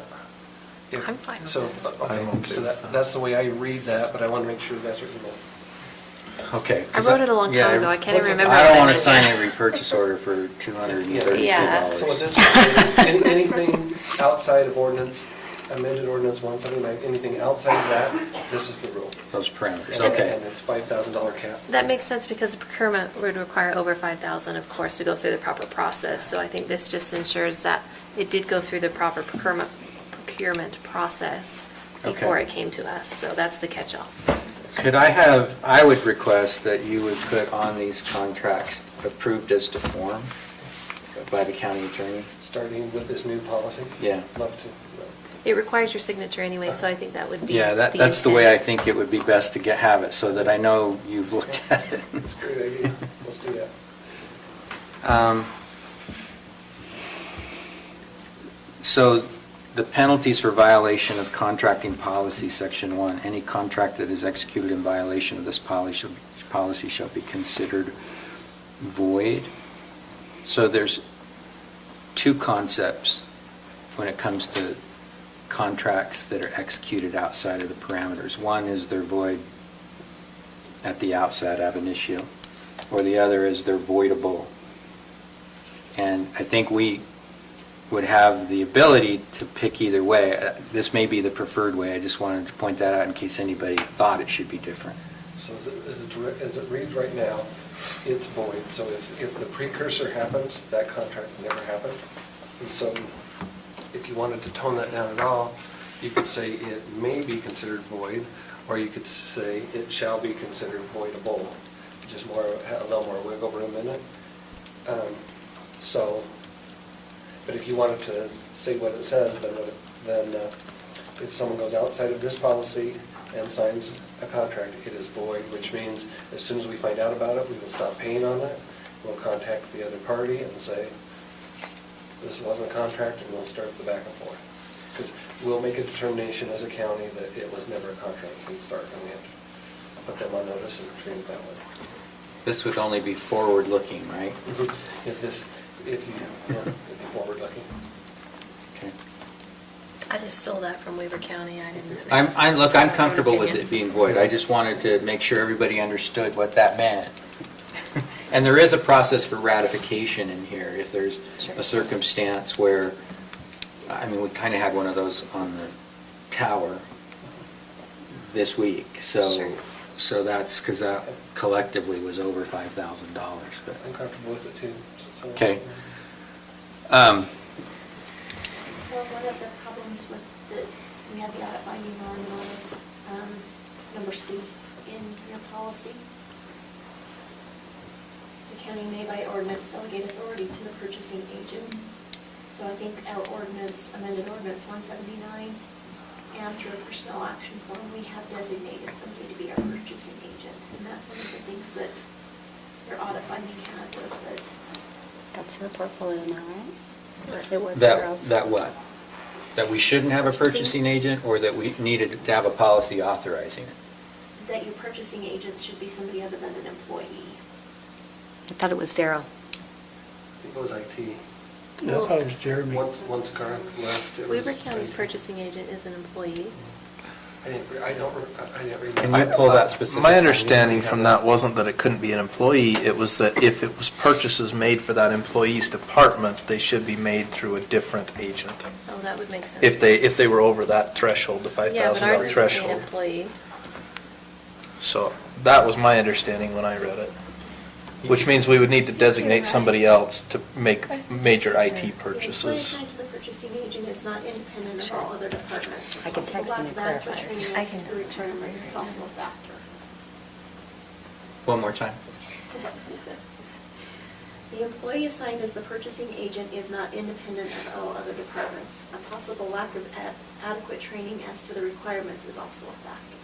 Oh, so maybe the difference is that Weber County's purchasing agent is solely the purchasing agent, that's their job, so they are independent of all other departments, where Jeremy is He interacts with all IT. other departments. I don't know that it's not independent, but he interacts. He's not with all independent ones. of his own department. His own That's clear for his that's own the department. problem. Yeah. Is the- his own- That's how I interpret it, is So, his and own that's- department is the issue, not other departments. So we checked, it was under Daryl's portfolio item, and I remember Daryl being part of, that it was supposed to go through Daryl when we were having, It's probably his portfolio assignment, but it seemed like, we even have an ordinance somewhere that says the IT director is the purchasing agent, somewhere, floating around. And so Daryl would approve contract for IT? So the council member who had that as a portfolio assignment could be that check or balance, potentially, or any council member or a different person that you designate. yeah. So let's do this. Let's find the ordinance where we designate and see what the option is for the alternative person. And if we need to designate another member of the council, then we'll get that done. And I believe it's the amended ordinance 179, it would take me 15 minutes to pull it up at this point, but I Okay. will, I'll email it to you first thing in the morning with that area highlighted. And then I'll just point out D2A for anyone who might become the chair of the commission. The personal, so if it's not ratified, and it's executed in violation of the policy, it may result in the personal obligation and liability for the contract of the officer, deputy, or employee of the county who executed the contract. I don't know that that's a mandatory requirement. That would be very different from what you would experience if you were a director or an officer of a corporation or a limited liability company. In that instance, it would actually be reversed. They would indemnify you unless you were acting in bad faith. And this is, you can simply just miss the process. Somebody hands you a packet of documents to sign and you're going through them and you sign one that you didn't recognize as not having been approved by the council. So, I just plagiarized it again. no, I'm not being critical. I asked you to bring it back, so I appreciate you doing it. I'm just wanting to make sure that collectively as a body, that's the way that you want it to be. Well, I think you'd have to enforce it, right? I mean, I would say that. Yeah, but the fact that it's there means you could enforce it. I mean, Sure. me personally reading that, I wouldn't want to be the guy signing the. Well, maybe you understand my sensitivity to the provision. Or maybe it makes you pay attention and you follow all the rules because you're nervous about it. It might. No, I try to look at everything they ask me to sign, and it's like, okay, now, I remember that we approved that in the council meeting, and sometimes I ask, Well, now, you know? maybe as part of the process, you have the clerk auditor signing off saying there's money in the budget. I'll approve it as to form, and you can be the third signature, and then we'll all go to jail together. You won't go to jail, you just pay You'll for it. all mortgage your houses together. Mortgages together. That just may be that may be a way to show the chair that it's gone through the process. So Sarah, this is a policy. It is. Does this go with an ordinance? It does. Well, your existing purchasing ordinance. Like for Weaver County, does Weaver County have an accompanying ordinance? They do. Because I think what they're recommending is that we actually develop an ordinance. We have that ordinance, that's what this refers to, is that ordinance 179, amended ordinance Well, I 179. wonder if perhaps that's our ordinance, that's our issue, not necessarily our policy. I mean, we lack a policy, but Well, I think it was my understanding that it's not necessarily the ordinance per se, but rather that we don't follow the ordinance. So the contract, or the policy aims to make people follow the ordinance that's existing. Would this show up in your employee handbook in Weaver County, or does it show up? No, it just says county policy Okay, that's county on, policy. yeah.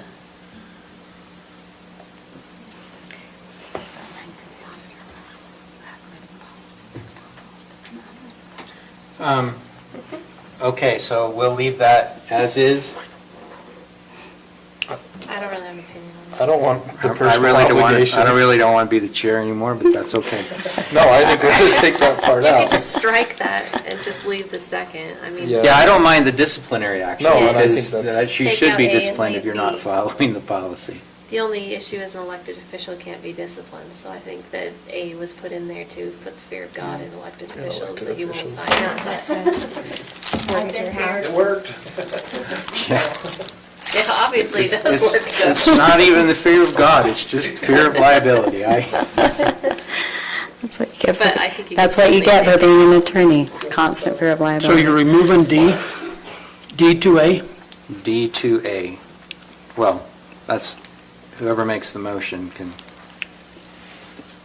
include that if it's, they're so inclined. All right. Are we ready for a motion? Not quite yet. So ratification of contracts, it can be done. If it needs to be executed prior, you can execute a contract without the council meeting if it's required. It should be extremely rare, which I think is the case here. In such cases, the contract must be approved by the department head, the county attorney's office, the clerk auditor's office, and at least 4 council members prior to its execution. So generally, that's the process we follow informally. I'll contact everyone and say, are we good to go, move forward on this? But the additional items, the department head, I usually won't do it unless the department head is requesting. I haven't always included the county attorney and the clerk auditor's office, but I don't have an objection to that part of the process. That seems to make sense, so. So being 3 months from changing forms of government, do we want to add in there Yeah, that would be 3. 3 commission members or 3? Yeah, we'll have to members? change it to say Quorum different. of, Quorum, yeah. Yeah, let's make it, and a quorum prior to Governing its- body. Or a majority. And, Well- And at least a majority.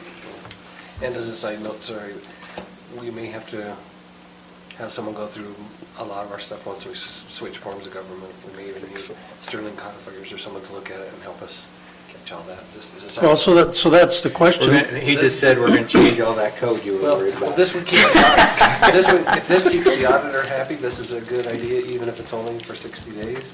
And then if it gets tweaked a little with the commission, then that's fine, but at least it gets the audit handled, so it's a great idea.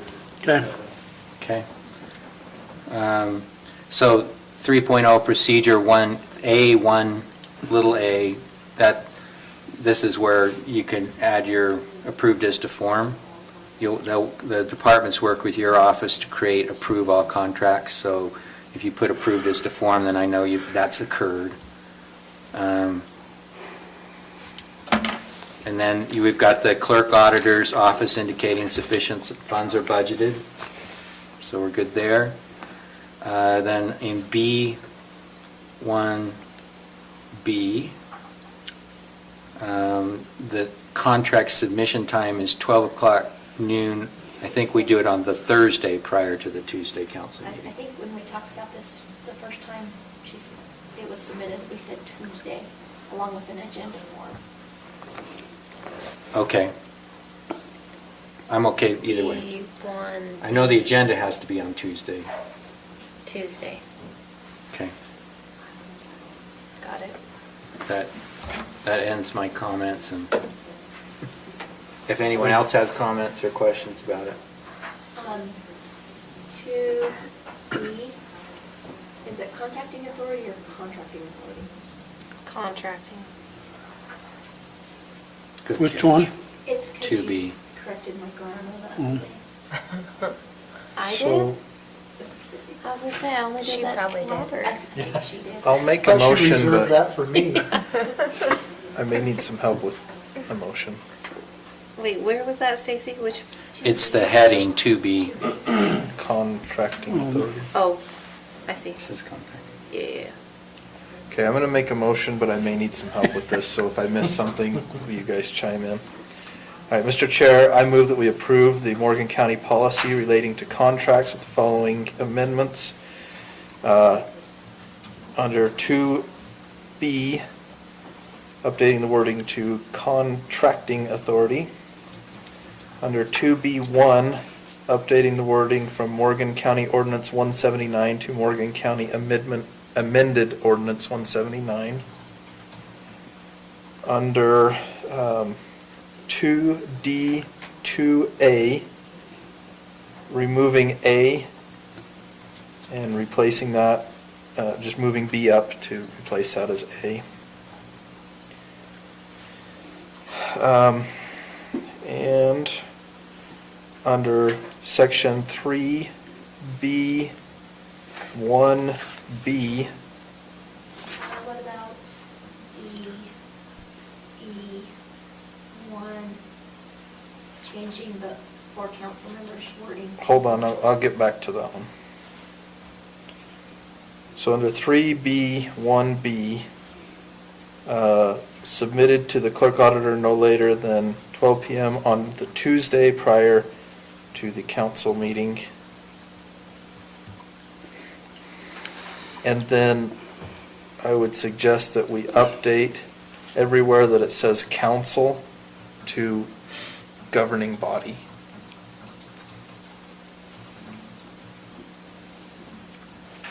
And under section 2E1, the end of that sentence, instead of saying at least 4 council members prior to its execution, to state, and a quorum of the governing body prior to its execution.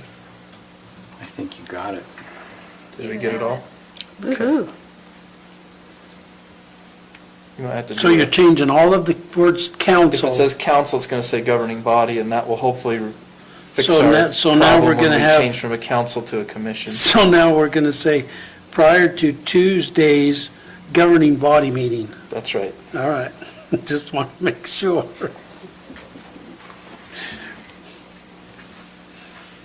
I'll volunteer to make all those changes and send it back out. Okay, perfect. Does that mean you're seconding Member Newton's motion? Yes. Okay. I'm not touching that, all the changes to council and commission for next year. No. Just in this document. That's a search and replace. That's above my pay grade. So there was a motion to approve the policy made by Member Newton and seconded by Member Swan with the modifications discussed and outlined in the motion. Any questions? All in favor? Aye. Any opposed?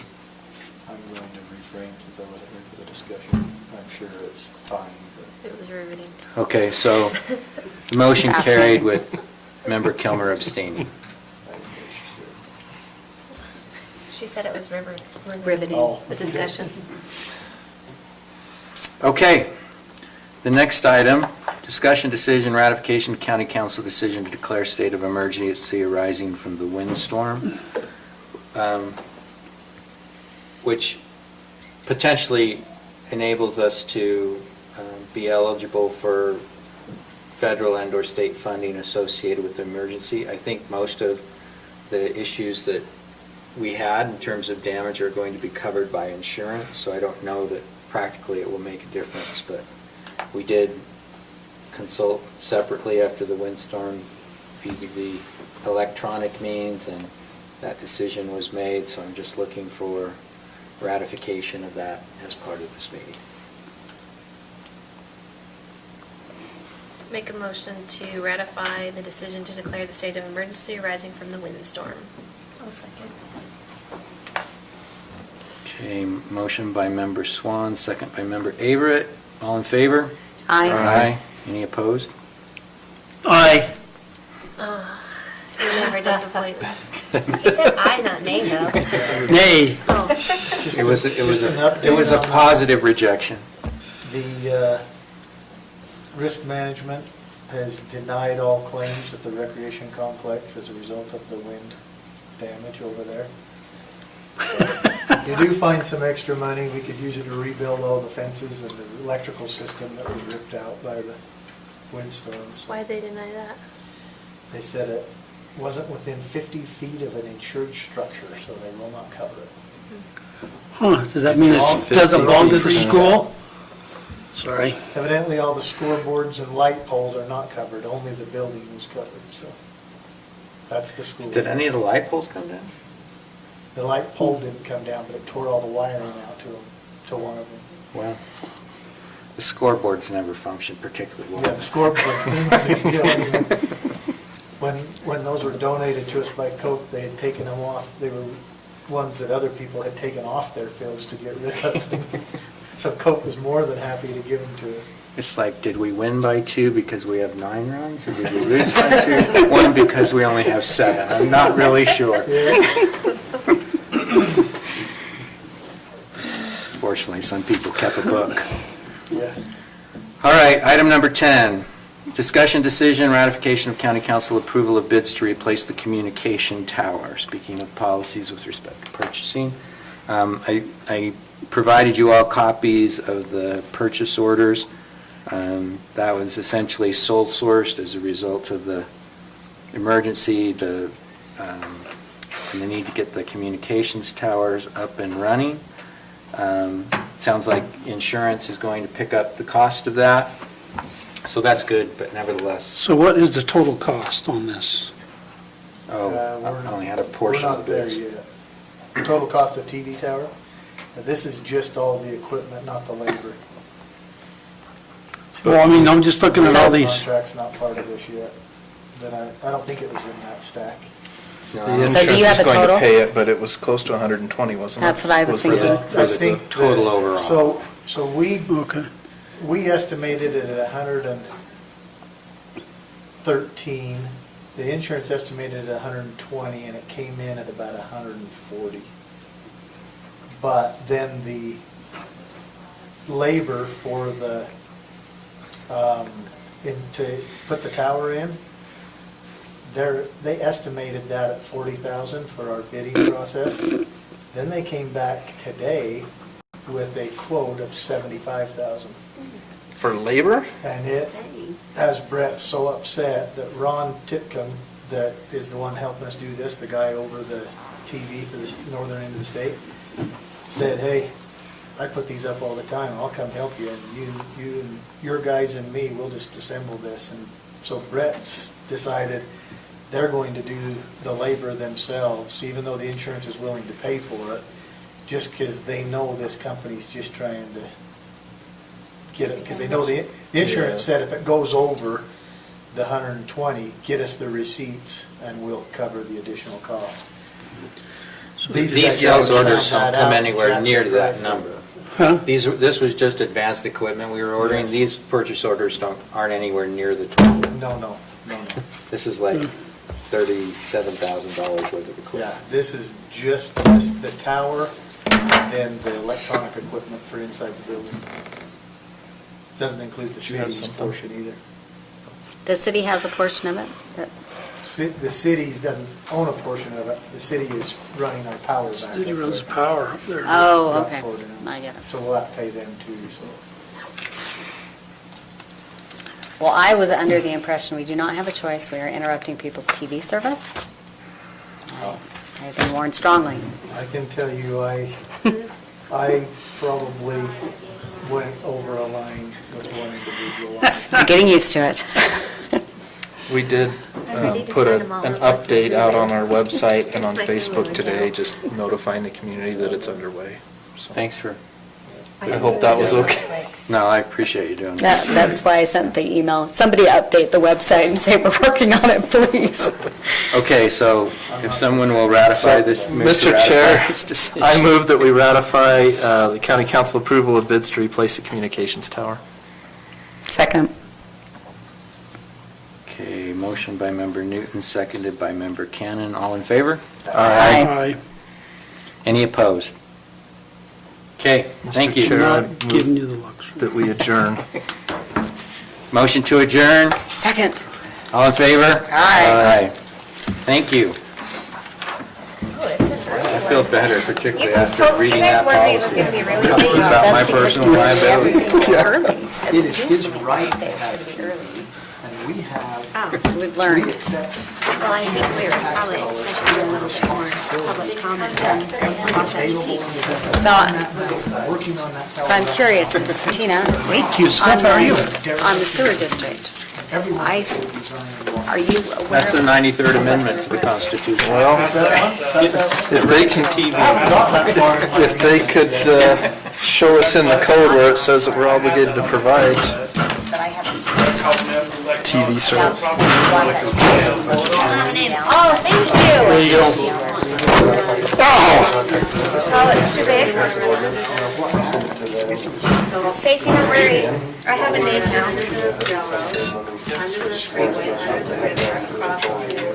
Do we have any idea what that might cost?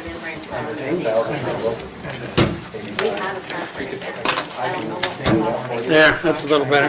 Perfect. I don't know if I spelled your name right or not. Oh, you did.